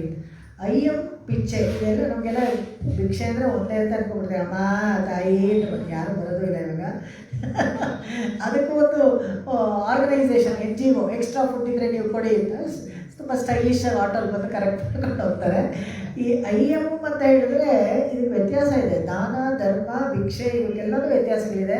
ಪದಗಳ ವೊಕ್ಯಾಬ್ಯುಲರಿಗಳು ಯೂಸ್ ಮಾಡದೇನೆ ಎಲ್ಲ ಜಡ್ಡು ಹಿಡ್ಕೊಂಡ್ಬಿಟ್ಟು ಎಲ್ಲ ತುಕ್ಕಿಟ್ಬಿಟ್ಟಿವೆ. ಅದರ ವ್ಯತ್ಯಾಸಗಳು ನಾವು ನೋಡಿದ್ರೆ ಡಿಕ್ಷನರಿನಲ್ಲಿ ಎಷ್ಟು ಪದಗಳಿವೆ, ಯಾವುದನ್ನು ನಾವು ಉಪಯೋಗಿಸೋದೇ ಇಲ್ಲ. ಅಯ್ಯಂ ಅಂತ ಹೇಳಿದ್ರೆ ನಾವಾಗೇ ಇಷ್ಟಪಟ್ಟು ಕೊಡುವಂಥ ದಾನ. ನಮಗೇನೋ ಇವಾಗ ಸ್ವಲ್ಪ ಎಕ್ಸ್ಟ್ರಾ ಕಾಸಿದೆ ಏನೋ ಕೊಡಬೇಕು ಅಂತ ಅನ್ಸುತ್ತೆ, ಯಾರನ್ನಾದ್ರೂ ಕರೆದ್ಬಿಟ್ಟು ಯೋಗ್ಯರಿಗೆ ಒಂದು ಕೊಡೋದು, ಸತ್ಪಾತ್ರರಿಗೆ ಯೋಗ್ಯವಾಗಿರೋರಿಗೆ ದಾನ ಕೊಡೋದು. ಪಿಚ್ಚೆಯು ಅಂತ ಹೇಳಿದ್ರೆ ಅವರಾಗೆ ಕೇಳ್ಕೊಂಡು ಬರ್ತಾರಲ್ಲ ನಮಗೇನೋ ಒಂದು ತೊಂದರೆ ಇದೆ ಕೊಡಿ ಅಂತ. ಸಾಧಾರಣವಾಗಿ ಪಿಚ್ಚೆ ಅಂತ ಹೇಳೋದು, ಭಿಕ್ಷೆ ಅಂತ ಹೇಳೋದು ಸನ್ಯಾಸಿಗಳಿಗೆ ಮತ್ತು ಬ್ರಹ್ಮಚಾರಿಗಳಿಗೆ ಮಾತ್ರನೇ. ಅದಕ್ಕೆ ಯಾವಾಗಲೂ ಉಪನಯನ ಎಲ್ಲ ಮಾಡಿದಾಗ ಆಮೇಲೆ ಭಿಕ್ಷೆಗೆ ಹೋಗು ಅಂತ ಹೇಳೋದು. ಉಪನಯನ ಆಗಿದ ತಕ್ಷಣ ಹೋಗಿ ಭಿಕ್ಷೆ ಮಾಡ್ಕೊಂಡು ಬಾ ಅಂತ ಹೇಳ್ತಾರಂತೆ. ವಾಮನ ಅವತಾರದಲ್ಲಿ ಬರ್ತಾನೆ ಬಲಿಚಕ್ರವರ್ತಿ. ಇದಕ್ಕೆ ಅದು ಮುಂದಿನ ಹಾಡಲ್ಲಿ ಹೋಗಿ ಉಲ್ಲಾಡದ ಇದರಲ್ಲಿ ನೋಡೋಣ. ಈ ಅಯ್ಯನು ಪಿಚ್ಚೆಯು ಇದೆ ಎರಡೂ ಕೊಡಬೇಕು ನಾವು ಮಾಡಿಬಿಟ್ಟು. ಈ ದಾನದ ಟೈಮ್ ಈ ಧನುರ್ಮಾಸದಲ್ಲಿ ತುಂಬ ಪ್ರಶಸ್ತವಾಗಿದೆ, ಇದನ್ನೆಲ್ಲ ಮಾಡಬೇಕು ಅಂತ. ಆಂದನೆಯು ಕೈ ಕಾಟಿ. ಒಂದು ವೇಳೆ ನಮ್ಗೆ ಆಗಲಿಲ್ಲ ಅಂತ ಇಟ್ಕೊಳ್ಳಿ, ಯಾರ ಹತ್ರಾದ್ರೂ ಸಿಗುತ್ತೆ ಅಂತಿದ್ರೆ ಅದನ್ನು ಹೇಳ್ಬೋದು. ರೆಫರೆನ್ಸ್ ಕೊಟ್ಟರೆ ಅಲ್ಲಿ ಹೋಗಿ ಕೇಳ್ತಾರೆ. ಯಾರೋ ₹1,00,000 ಕೊಡಿ ನಮಗೆ ಹಾರ್ಟ್ ಆಪ್ರೇಷನ್ ಮಾಡಬೇಕಂದ್ರೆ, ಅಯ್ಯೋ ನಮಗಾಗಲ್ಲ ರೀ, ಜೈನ್ ಹಾಸ್ಪಿಟಲ್ ಯಾವುದೋ ಒಂದು ಇದೆ, ಒಂದು ಡಿಪಾರ್ಟ್ಮೆಂಟ್ ಇದೆ, ಅಲ್ಲಿ ಹೋಗಿ ಕೇಳ್ಬೋದು. ಆಂದನೆಯು ಕೈ ಕಾಟಿ. ಇಲ್ಲದೆ ಹೋದರೆ ನಿಮ್ಮ ಕೈಲಿ ಎಷ್ಟಾಗುತ್ತೋ ಅಷ್ಟನ್ನು ಕೊಡಬೇಕು. ಕೈ ಕಾಟಿ ಅಂತ ಹೇಳೋದು ಅದೊಂದು ವಿಶೇಷ. ಕೈಯಿಂದ ಕೊಡಬೇಕು. ನಾವೇನೆ ಏನೋ ದಾನ ಕೊಡಬೇಕು ಅಂತಿದ್ರೆ ಕೂಡ ಸೋಮಾರ್ತನ ಇರುತ್ತೆ, ಅಲ್ಲಿಟ್ಟಿದ್ರೆ ತೊಗೊಂಡೋಗ್ರಿ ಅಂತ ಹೇಳ್ಬಾರ್ದು. ನೀವಾಗಿ ಕೈಯಿಂದ ಕೊಡಬೇಕು. ಆಂದನೆಯು ಯಾವುದಾಗುತ್ತೋ ಅದನ್ನು ಕೈ ಕಾಟಿ. ಇಷ್ಟೇ ಕೊಡಬೇಕು ಅಷ್ಟೇ ಕೊಡಬೇಕು ಅಂತಿಲ್ಲ. ನಿಮ್ಮ ಹತ್ರ ಇಲ್ಲೇ ಹೋದರೆ ಸಾಲ ಮಾಡ್ಕೊಂಡು ಕೊಡಿ ಅಂತಲೂ ಹೇಳೋದಿಲ್ಲ. ಕೊಡದಲ್ಲಿ ಎಣ್ಣೆನ ದೀಪಕ್ಕೆ ಸುರಿಬಾರ್ದು. ದೀಪನೂ ಆರೋಗುತ್ತೆ, ಎಣ್ಣೆನೂ ವೇಸ್ಟ್ ಆಗುತ್ತೆ. ಎಷ್ಟು ಬೇಕೋ ಅಷ್ಟೇ ಕೊಡಬೇಕು. ನಮ್ಮ ಕೈಲಿ ಎಷ್ಟಾಗುತ್ತೋ ಅಷ್ಟೇ ಕೊಡಬೇಕು. ಅದಕ್ಕೆ ದಾನಗಳನ್ನೆಲ್ಲ ಮಾಡಬೇಕಾದ್ರೆ ಧರ್ಮಪತ್ನಿ ಒಪ್ಕೊಳ್ಬೇಕು. ಮನೆಯಲ್ಲಿ ಧರ್ಮಪತ್ನಿ ಅರ್ಘ್ಯ ಕೊಡಬೇಕು. ನಾವು ನೋಡ್ತೀವಿ ವಿದ್ಯಾವಳಿ ಕೂಡ ಬಲಿಚಕ್ರವರ್ತಿಗೆ ಅರ್ಘ್ಯ ಕೊಡ್ತಾಳೆ. ಕಾರಣ ಏನಪ್ಪ ಅಂತ ಹೇಳಿದ್ರೆ, ಮನೆಯಲ್ಲಿ ಎಷ್ಟಿದೆ ಸಾಮಾನು ಸರಂಜಾಮು, ಎಷ್ಟು ದಾನ ಕೊಡ್ಬೋದು, ಎಷ್ಟು ಕೊಟ್ಟರೆ ನಮ್ಮ ಮನೆ ಸಂಸಾರ ತಡ್ಕೋಬೋದು. ಅದಕ್ಕೆ ಯಾವಾಗಲೂ ದಕ್ಷಿಣೆಗಳನ್ನು ಇಟ್ಬಿಟ್ರೆ ಅವರು ಸ್ತ್ರೀಯಿಂದ ಒಂದು ಕಡೆ ಒಂದು ಉದ್ದರಣೆ ಹಾಕಿಸ್ಕೋತಾರೆ. ಅಂದರೆ ಅಲ್ಲೇ ಒಂದು ನೋಟ ನೋಡಿದ್ರೆ ಅಲ್ಲೇ ಹಂಗೆ ಬ್ರೇಕ್ ಹೇಳ್ತಾ ಇದ್ರೆ ಯಾರೋ ಡೊನೇಷನ್ ಕಲೆಕ್ಟ್ ಮಾಡೋಕ್ಕೆ ಬಂದಿದ್ರಂತೆ. ಹಾಗೇ ಸಸರಾಂತ ಹೋಗಿ ಬೀರು ತೆಗೆದು ಚೆಕ್ ಬುಕ್ ತೆಗೆದ್ರಂತೆ. ಅವಳು ಸುಮ್ಮನೆ ಹಾಗೆ ಬಂದು ಏನೋ ಬೀರು ತೆಗೆದು ಶಬ್ದ ಆಯ್ತಲ್ಲ ಅಂದರೆ ಏನಿಲ್ಲ ಅಂತ ಹಾಗೆ ಬೀರು ಕ್ಲೋಸ್ ಆಗ್ತದೆ. ಹಾಗೆ ಅದರ ಧರ್ಮಪತ್ನಿನ ಕೇಳಿದರೂ ಏನೂ ಮಾಡಬಾರ್ದು, ಕೇಳಿಕೊಂಡು ಮಾಡಬೇಕು. ಅದನ್ನು ಇಲ್ಲಿ ಹೇಳ್ತಾರೆ. ಅಯ್ಯೂ ಪಿಚ್ಚೆ ಆಂದರೆಯು ಕೈ ಕಾಟಿ ಉಯ್ಯುಂ ಮಾರೆಣ್ಣಿ ಉಗಂತೆ ಇರೋರೆಂಬಾವ. ಈ ಹಾಡಲ್ಲಿರೋದೇ ಇದು ಮುಖ್ಯವಾದ ವಿಷಯ. ಅಂದರೆ ಉಯ್ಯುಂ ಆರು. ಉಯ್ಯುಂ ಅಂತ ಹೇಳಿದ್ರೆ ಉಜ್ಜೀವನ, ಬಾಳು ಅಂದರೆ ಬಾಳೋದು, ಉಯ್ಯುವು ಅಂತ ಹೇಳಿದ್ರೆ ಉಜ್ಜೀವನ ಆಗೋದು. ಯಾರು ಬೇಕಾದರೆ ಹೇಗಾದರೆ ಬದುಕೊಂಡು ಹೋಗ್ಬಿಡ್ಬೋದು. 2 ಹೊತ್ತು ಊಟ ಮಾಡಿದ್ರೆ ಅಥವಾ ಒಂದೇ ಹೊತ್ತು ಊಟ ಮಾಡಿದ್ರು ಕೂಡ ನಮ್ಮ ಜೀವ ಧರಿಸುತ್ತೆ, ಬದುಕೊಂಡು ಹೋಗ್ಬಿಡ್ಬೋದು. ಆಯುಸ್ನ ನಾವು ಕಳ್ಕೊಳ್ಬೋದು. ಆದರೆ ಉಯ್ಯುವು ಅಂತ ಹೇಳಿದ್ರೆ ಏನಂದರೆ ಉಜ್ಜೀವನ ಆಗಬೇಕು. ನಾವೆಲ್ಲ ಯಾರು, ನಾವೆಲ್ಲ ಜೀವಾತ್ಮರು, ಹೇಗೆ, ಯಾಕೆ ಇಲ್ಲಿ ಬಂದಿದ್ದೀವಿ, ಯಾಕೆ ನಮಗೆ ಅವಾಗ ಕಷ್ಟಗಳು ಬರ್ತಾ ಇರುತ್ತೆ, ನಮ್ಮದು ಏನೂ ತಪ್ಪಿಲ್ಲದೆ ಅವರು ಏನೋ ಒಂದು ಕಷ್ಟ ಬರ್ತಾ ಇರುತ್ತಲ್ಲ, ಯಾಕೆ, ಇದನ್ನೆಲ್ಲ ನಾವು ತಿಳ್ಕೊಂಡಾಗ ಉಜ್ಜೀವನಕ್ಕೆ ಒಂದು ಮಾರ್ಗ ಸಿಗುತ್ತೆ. ನಮ್ಮನ್ನೆಲ್ಲ ಉಜ್ಜೀವನ ಮಾಡಿ ಉದ್ಧಾರ ಮಾಡುವಂಥವ್ರು ಯಾರು ಅಂತ ನಮಗೆ ಗೊತ್ತಾಗುತ್ತೆ. ಭಗವಂತನನ್ನು ನೋಡಿ ಹುಡುಕೊಂಡು ಹೋಗಬೇಕು ಅಂತ ಗೊತ್ತಾಗುತ್ತೆ. ಭಗವಂತ ಸುಲಭದಲ್ಲಿ ಸಿಗಲ್ಲ ಅಂತ ಗೊತ್ತಾಗುತ್ತೆ. ಸದ್ಯದಲ್ಲೇ ಆಚಾರ್ಯರಿದ್ದಾರೆ, ಅವ್ರ ಹತ್ರ ಹೋಗ್ಬೋದು, ಅವ್ರು ನಮಗೆ ಚೆನ್ನಾಗಿ ಪರಿಚಯ ಮಾಡಿಸ್ಕೊಡ್ತಾರೆ ಅಂತ ಗೊತ್ತಾಗುತ್ತೆ. ಹಾಗಾಗಿ ಅವ್ರ ಮೂಲಕ ನಾವು ಭಗವಂತನ ಹತ್ರ ಹೋಗ್ಬೋದು. ಅದಕ್ಕೆ ಈ ಉಯ್ಯುಮಾರೆಣ್ಣಿ ಉಗಂದೇಲೋ ಎಂಬಾವ ಅಂತ ಹೇಳ್ತಾರೆ. ಈ ಇನ್ನೊಂದು ಈ ಇದಕ್ಕೆ ಬರಬೇಕಾದಾಗ ದಶರಥನಿಗೆ ಕೇಳ್ತಾರೆ, ನಮ್ಜಿಯರು 4 ಕ್ಷಣ ಕರೀಬೇಕಾದ್ರೆ ದಶರಥನಿಗೆ ರಾಮನೇ ಮಗನಾಗಿ ಹುಟ್ಟಿದ್ರು ಕೂಡ ಅವ್ರು ಯಾಕೆ ಇದಕ್ಕೆ ಮೋಕ್ಷಕ್ಕೆ ಹೋಗಲಿಲ್ಲ ಅಂತ. ಅದಕ್ಕೆ ಭಟ್ರು ಹೇಳ್ತಾ ಇದ್ದಾರೆ, ಭಟ್ರು ತುಂಬ ಕಾಲಕ್ಷೇಪ ಮಾಡ್ತಾಯಿದ್ರು. ಅವ್ರು ಹೇಳ್ತಾ ಇರುತ್ತೆ, ಅವ್ರಿಗೆ ಸ್ವರ್ಗ ಸಿಕ್ಕಿದ್ದೇ ಜಾಸ್ತಿ, ಅದಕ್ಕೆ ಸ್ವರ್ಗನೂ ಕೊಡಬಾರ್ದಾಗಿತ್ತು. ಯಾಕೆ ಅಂತ ಹೇಳಿದ್ರೆ 2 ವಿಚಾರ ಇದೆ. ಒಂದು ಸಾಮಾನ್ಯ ಧರ್ಮ, ಒಂದು ವಿಶೇಷ ಧರ್ಮ ಅಂತ. ಒಂದು ಇದು ನೋಡೋ ಥರ ಮೇಲ್ಗಡೆ ನಮಗೆ ಕಾಣುತ್ತಲ್ಲ ತಿರುಪಾವೆ, ಅಷ್ಟು ಸುಲಭ ಗ್ರಂಥ ಅಲ್ಲ. ಏನೋ ಓದಿ ಮುಗಿಸ್ಬಿಟ್ಟು ಅದು ಪೊಂಗಲ್ ತಿಳ್ಕೊಂಡು ಹೋಗ್ಬಿಡ್ಬೋದು ಅಂತ. ಒಳಗಡೆ ಆಳವಾಗಿ ಇಳಿದ್ರೆ ಎಷ್ಟು ತತ್ವಗಳು ನಮಗೆ ಗೊತ್ತಾಗುತ್ತೆ ಅಂತ ಹೇಳಿದ್ರೆ ಈ ವಿಚಾರಗಳು ಇದರಲ್ಲಿ ಹೇಳ್ತಾರೆ ಅವಾಗ. ಯಾಕಂದರೆ ನಮ್ಮ ಜೀವನಿಗೆ ಭಟ್ರು ಹೇಳ್ತಾರೆ, ನನ್ನನ್ನು ಕೇಳಿದ್ರೆ ಅವ್ರಿಗೆ ಸ್ವರ್ಗನೂ ಸಿಗಬಾರ್ದಾಗಿತ್ತು, ನರಕ ಕಳಿಸ್ಬೇಕಾಗಿತ್ತು. ಯಾಕೆ ಅಂತ ಹೇಳಿದ್ರೆ ಚಕ್ರವರ್ತಿ ತಿರುಮಗನಿಗೆ ಅಕಸ್ಮಾತ್ ಹೆಂಡತಿ ಏನೋ ವರ ಕೇಳಿದ್ರು ಅಂದರೆ ಸಾಮಾನ್ಯ ಧರ್ಮ, ಇವಾಗ ಆಗಲ್ಲಮ್ಮ, ಆಮೇಲೆ ನೋಡ್ಕೊಳ್ಳೋಣ, ವರ ಆಗಲ್ಲ, ನಾಳೆನೇ ಇದು ಪಟ್ಟಾಭಿಷೇಕ ಅಂತ ಹೇಳ್ಬೋದಾಗಿತ್ತು. ಆದರೆ ಹೇಳಲಿಲ್ಲ, ಅದೊಂದು. ಆಮೇಲೆ ಇದನ್ನು ಕುಲಶೇಖರ ಆಳ್ವಾರ್ ಕೂಡ ತೋರಿಸಿದ್ದಾರೆ. ಏನಪ್ಪ ಅಂದರೆ, ನಿನ್ನೆಯೇ ಮಹನಾಹ ಪೆರುವೇನ್ ಏಳು ಪಿರಪ್ಪು ನೆಡುತ್ತೋಳ್ವೇಂದೆ ಅಂತ ಹಾಡ್ತಾರೆ ಪೆರ್ಮಾಳ್ ತಿರುಮೊழிನಲ್ಲಿ. ದುಃಖ ದಶರಥ ಪುಲಂಬಲ್, ಅಯ್ಯೋ ನಿನ್ನ ಕಾಡು ಕಳಿಸಿದ್ನಲ್ಲ, ಮೆಲ್ಪದಂ ಕುರಲ್ಪಾಯ ಅಂತೆಲ್ಲ ರಕ್ತಾವ್ರ ಥರ ಎಲ್ಲ ಕಲ್ ಮೇಲೆ ನಡೆಸಿದ್ನಲ್ಲ, ಅದು ಮಾಡಿದ್ನಲ್ಲ, ನೀನು ಹೆಂಡ್ತಿ ಬಿಟ್ಟು ಹೋಗೋ ಥರ ಮಾಡಿದ್ನಲ್ಲ ಅಂತೆಲ್ಲ ಅಳ್ತಾನೆ ದಶರಥ. ಈ ಕುಲಶೇಖರ ಆಳ್ವಾರ್ ಪೆರ್ಮಾಳ್ ತಿರುಮೊಳಿ ಮಾತ್ರ ತುಂಬ ವಿಶೇಷ. ಯಾಕಂದರೆ ಬರೀ ದೇವರನ್ನ ಮಾತ್ರ ಹೇಳಿಲ್ಲ, ಒಬ್ಬರೊಬ್ಬರು ಆ್ಯಂಗಲಿಂದ ಅವ್ರು ಹೇಳ್ತಾರೆ. ದೇವಕಿ ಪುಲಂಬಲ್, ಯಶೋದೆಯ ದೃಷ್ಟಿಯಿಂದ, ಮತ್ತು ಗೋಪಿಕೆಯ ದೃಷ್ಟಿಯಿಂದ, ಮತ್ತು ತಿರುಪತಿ ಕ್ಷೇತ್ರದಲ್ಲಿ ಏನಾಗಿರಬೇಕು ಅನ್ನೋದು, ಆ ಥರದ್ದೆಲ್ಲ ಬೇರೆ ಬೇರೆ ಹೇಳ್ತಾರೆ. ಮತ್ತು ಕೊನೆಯ 10 ಹಾಡಲ್ಲಿ ಸಂಪೂರ್ಣ ರಾಮಾಯಣ ಇದೆ. ಅಷ್ಟು. ಯಾಕೆಂದರೆ ರಾಮನ ಕಂಡ್ರೆ ಕುಲಶೇಖರ ಆಳ್ವಾರ್ಗೆ ತುಂಬ ಇಷ್ಟ. ಅದರ ಬರೋದು ಅದರಲ್ಲಿ ಇನ್ನು ಹೇಳ್ತಾರೆ, ದಶರಥ ಪುಲಂಬಲ್ಲೇ ಹೇಳ್ತಾರೆ, ನಿನ್ನೆಯೇ ಮಗನಾಗ ಪೆರುವೆ 7 ಪಿರುಪು, 7 ಜನ್ಮ ಆದರೂ ನೀನೇ ಮಗನಾಗ ಹುಟ್ಟಬೇಕು ನನಗೆ ಅಂತ ಅವರೇ ಕೇಳ್ಕೊಂಡ್ರು. ಜನ್ಮ ಬೇಕು ಅಂತ ಕೇಳ್ಕೊಂಡಾಗಲೇ ಮೋಕ್ಷ ಇಲ್ಲ ಅಂತ ಆಗಿದ್ದಲ್ಲ. ಯಾರು ಮತ್ತೆ ಜನ್ಮ ಕೇಳ್ಕೊಳ್ತಾರೋ, ಅದಕ್ಕೆ ಯಾಕೆ ಜನ್ಮ ಕೇಳ್ಕೊಬೋದು, ಅಯ್ಯೋ ಇನ್ನೊಂದು ಜನ್ಮದಲ್ಲಾದರೂ ಒಳ್ಳೆ ಗಂಡ ಸಿಗಲಿ, ನನ್ನ ಕೂಟ್ ನೆಟ್ಟಿಗಿರಲಿ, ಇದೆಲ್ಲ ಕೇಳ್ಕೊತೀವಲ್ಲ, ಪೆತ್ತನ. ಯಾಕೆ ಇನ್ನೊಂದು ಜನ್ಮ ನಮಗೆ ಮನುಷ್ಯ ಜನ್ಮ ಸಿಗುತ್ತೆ ಅಂತಲೇ ಗೊತ್ತಿಲ್ಲ. ಅದಕ್ಕೆ ಅವಾಗ ಅವ್ರು ತಿಳ್ಕೊಂಡು ಅದಕ್ಕೂ ತಮಾಷೆ ಮಾಡ್ತಾರೆ, ಸರಿ ಆಮ್ಯಾರ ನನ್ನ ಹುಡುಪ ಆಗೋಣ, ಮಾಮಿಯಾರು ಮಾತ್ರ ಇವಳೇ ಇಪ್ಪ ಅಂತ ಈ ಹಾಗಾದರೆ ಬೇಡ ಅಂತ ಹೇಳ್ತಾರೆ. ಯಾಕಂದರೆ ಈ ಜನ್ಮದಲ್ಲೇ ಈ ಮಾವಿಯಾರ ಹತ್ರ ತಡ್ಕೊಳಕ್ಕಾಗ್ತಾ ಇಲ್ಲ, ಅತ್ತೆ ಮಾತ್ರ ಅವರೇ ಇರ್ತಾರೆ ಅಂದರೆ ಬೇಡ ಅಂತ ಹೇಳ್ತಾರಂತೆ. ಭಗವಂತ ಏನು ಮಾಡ್ತಾನೆ, ಈ ಕೇಳಿದ್ರೆ ಕೊಡೋಕ್ಕಾಗಲ್ಲ. ಅದಕ್ಕೆ ಯಾವುದೋ ಒಂದು KVA ಥರ ಒಂದು ಕ್ಲಾಸ್ ಹಾಕ್ತಾರೆ. ಏನಪ್ಪ ಅಂದರೆ ತಮಾಷೆಗೆ ಎಲ್ಲರೂ ಹೇಳೋದು, ಲೌಕಿಕವಾಗಿ ಹೇಳಿದ್ರೆ ಸ್ವಲ್ಪ ಮಂದಟ್ಟಾಗತ್ತೆ ಅನ್ನೋದಕ್ಕೋಸ್ಕರ ಹೇಳಬೇಕಷ್ಟೇ, ಆ ಥರ ಏನಿಲ್ಲ. ಅದಕ್ಕೆ ಇಲ್ಲೇ ಹೇಳ್ತಾರೆ ಉಯ್ಯುಮಾರೆಣ್ಣಿ ಉಹಂದೇರೋರೆಂಬಾವ ಅಂತ. ಇಲ್ಲಿ ನಮಗೆ ಸದಾಚಾರ್ಯರು ಸಿಗದೆ ಹೋದರೆ ನಮಗೆ ಎಷ್ಟು ದುಃಖ ಆಗಬೇಕು, ಅದನ್ನೇ ಇಲ್ಲಿ ಹೇಳೋದು. ಯಾಕೆ ಸದಾಚಾರ್ಯನ ಹುಡ್ಕೊಂಡು ಹೋಗಬೇಕು, ಆ ಪರಮನಡಿ ಹುಡ್ಕೊಂಡು ಹೋಗಬೇಕು ಅಂತ ಹೇಳಿದ್ರೆ ರಾಮಾನುಜರಿಗೆ ತುಂಬ ದುಃಖ ಆಗುತ್ತೆ ಅಂತ. ಯಾಕಂದರೆ ಅವರು ಆಳವಂದರ ಹತ್ರ ಹೋಗಿ ಶಿಷ್ಯರಾಗಿ ಸೇರಿಕೊಳ್ಬೇಕು ಅಂತ ಹೋಗ್ತಾರೆ. ಆದರೆ ಅವ್ರು ಹೋಗೋಷ್ಟರಲ್ಲಿ ಶ್ರೀರಂಗದಲ್ಲಿ ಆಳವಂದರು ಹೋಗ್ಬಿಟ್ಟಿರ್ತಾರೆ. ಅವರು ತುಂಬ ಬೇಜಾರಾಗುತ್ತೆ. ಹೋಗ್ಬಿಟ್ಟು ಅವ್ರು ಪಾರ್ಥಿವ ಶರೀರ ನೋಡ್ತಾರೆ, ಈ ಥರ ಒಂದು ಕೈನಲ್ಲಿ 3 ಬೆರಳು ಹೀಗೆ ಮಡಚ್ಕೊಂಡಿರುತ್ತೆ. ನೋಡ್ಬಿಟ್ಟು ಕೇಳ್ತಾರೆ, ಯಾಕೆ ಇವರು ಎಂಥ ಯೋಗದಲ್ಲಿದ್ದವರು, ಅವ್ರು ಯಾಕೆ 3 ಬೆರಳು ಮಾತ್ರ ಹೀಗೆ ಮಡಚ್ಕೊಂಡಿದೆ ಅಂತ ಕೇಳ್ತಾರೆ. ಅವ್ರ ಶಿಷ್ಯರು ಹೇಳ್ತಾರೆ, ಇಲ್ಲ ಅವ್ರಿಗೆ 3 ಸಂಗತಿಗಳನ್ನು ಅವ್ರು ಕೆಲಸ ಮಾಡಬೇಕಾಗಿತ್ತು, ಅದು ಮುಗಿಲಿಲ್ಲ, ಅದಕ್ಕೆ ಅವ್ರು ಆ ಥರ ಇಟ್ಕೊಂಡಿದ್ದಾರೆ, ಅದಾಗಿದ್ದರೆ ಅವ್ರಿಗೆ ತೃಪ್ತಿ ಆಗ್ತಾ ಇತ್ತು ಅಂತ. ಅವಾಗ ಏನು ಅಂತ ಕೇಳ್ತಾರೆ. ಈ ಥರ ಶ್ರೀಭಾಷ್ಯಕ್ಕೆ ಟಿಪ್ಪಣಿ ಬರೀಬೇಕಾಯಿತು, ಕಾಮೆಂಟರಿ ಫಾರ್ ಶ್ರೀಭಾಷ್ಯ. ಆಮೇಲೆ ಈ ತಿರುವಾಯ್ಮೊழிಗೆ, ಅದಕ್ಕೆ ಭಗವದ್ ವಿಷಯಕ್ಕೆ ಅದಕ್ಕೂ ಕಾಮೆಂಟರಿ ಬರಬೇಕು, ವ್ಯಾಖ್ಯಾನ ಬರೀಬೇಕಾಗಿತ್ತು. ಆಮೇಲೆ ಪರಾಶರ ಮತ್ತು ವ್ಯಾಸರ ಹೆಸರನ್ನು ಪ್ರಖ್ಯಾತಗೊಳಿಸಬೇಕಾಗಿತ್ತು.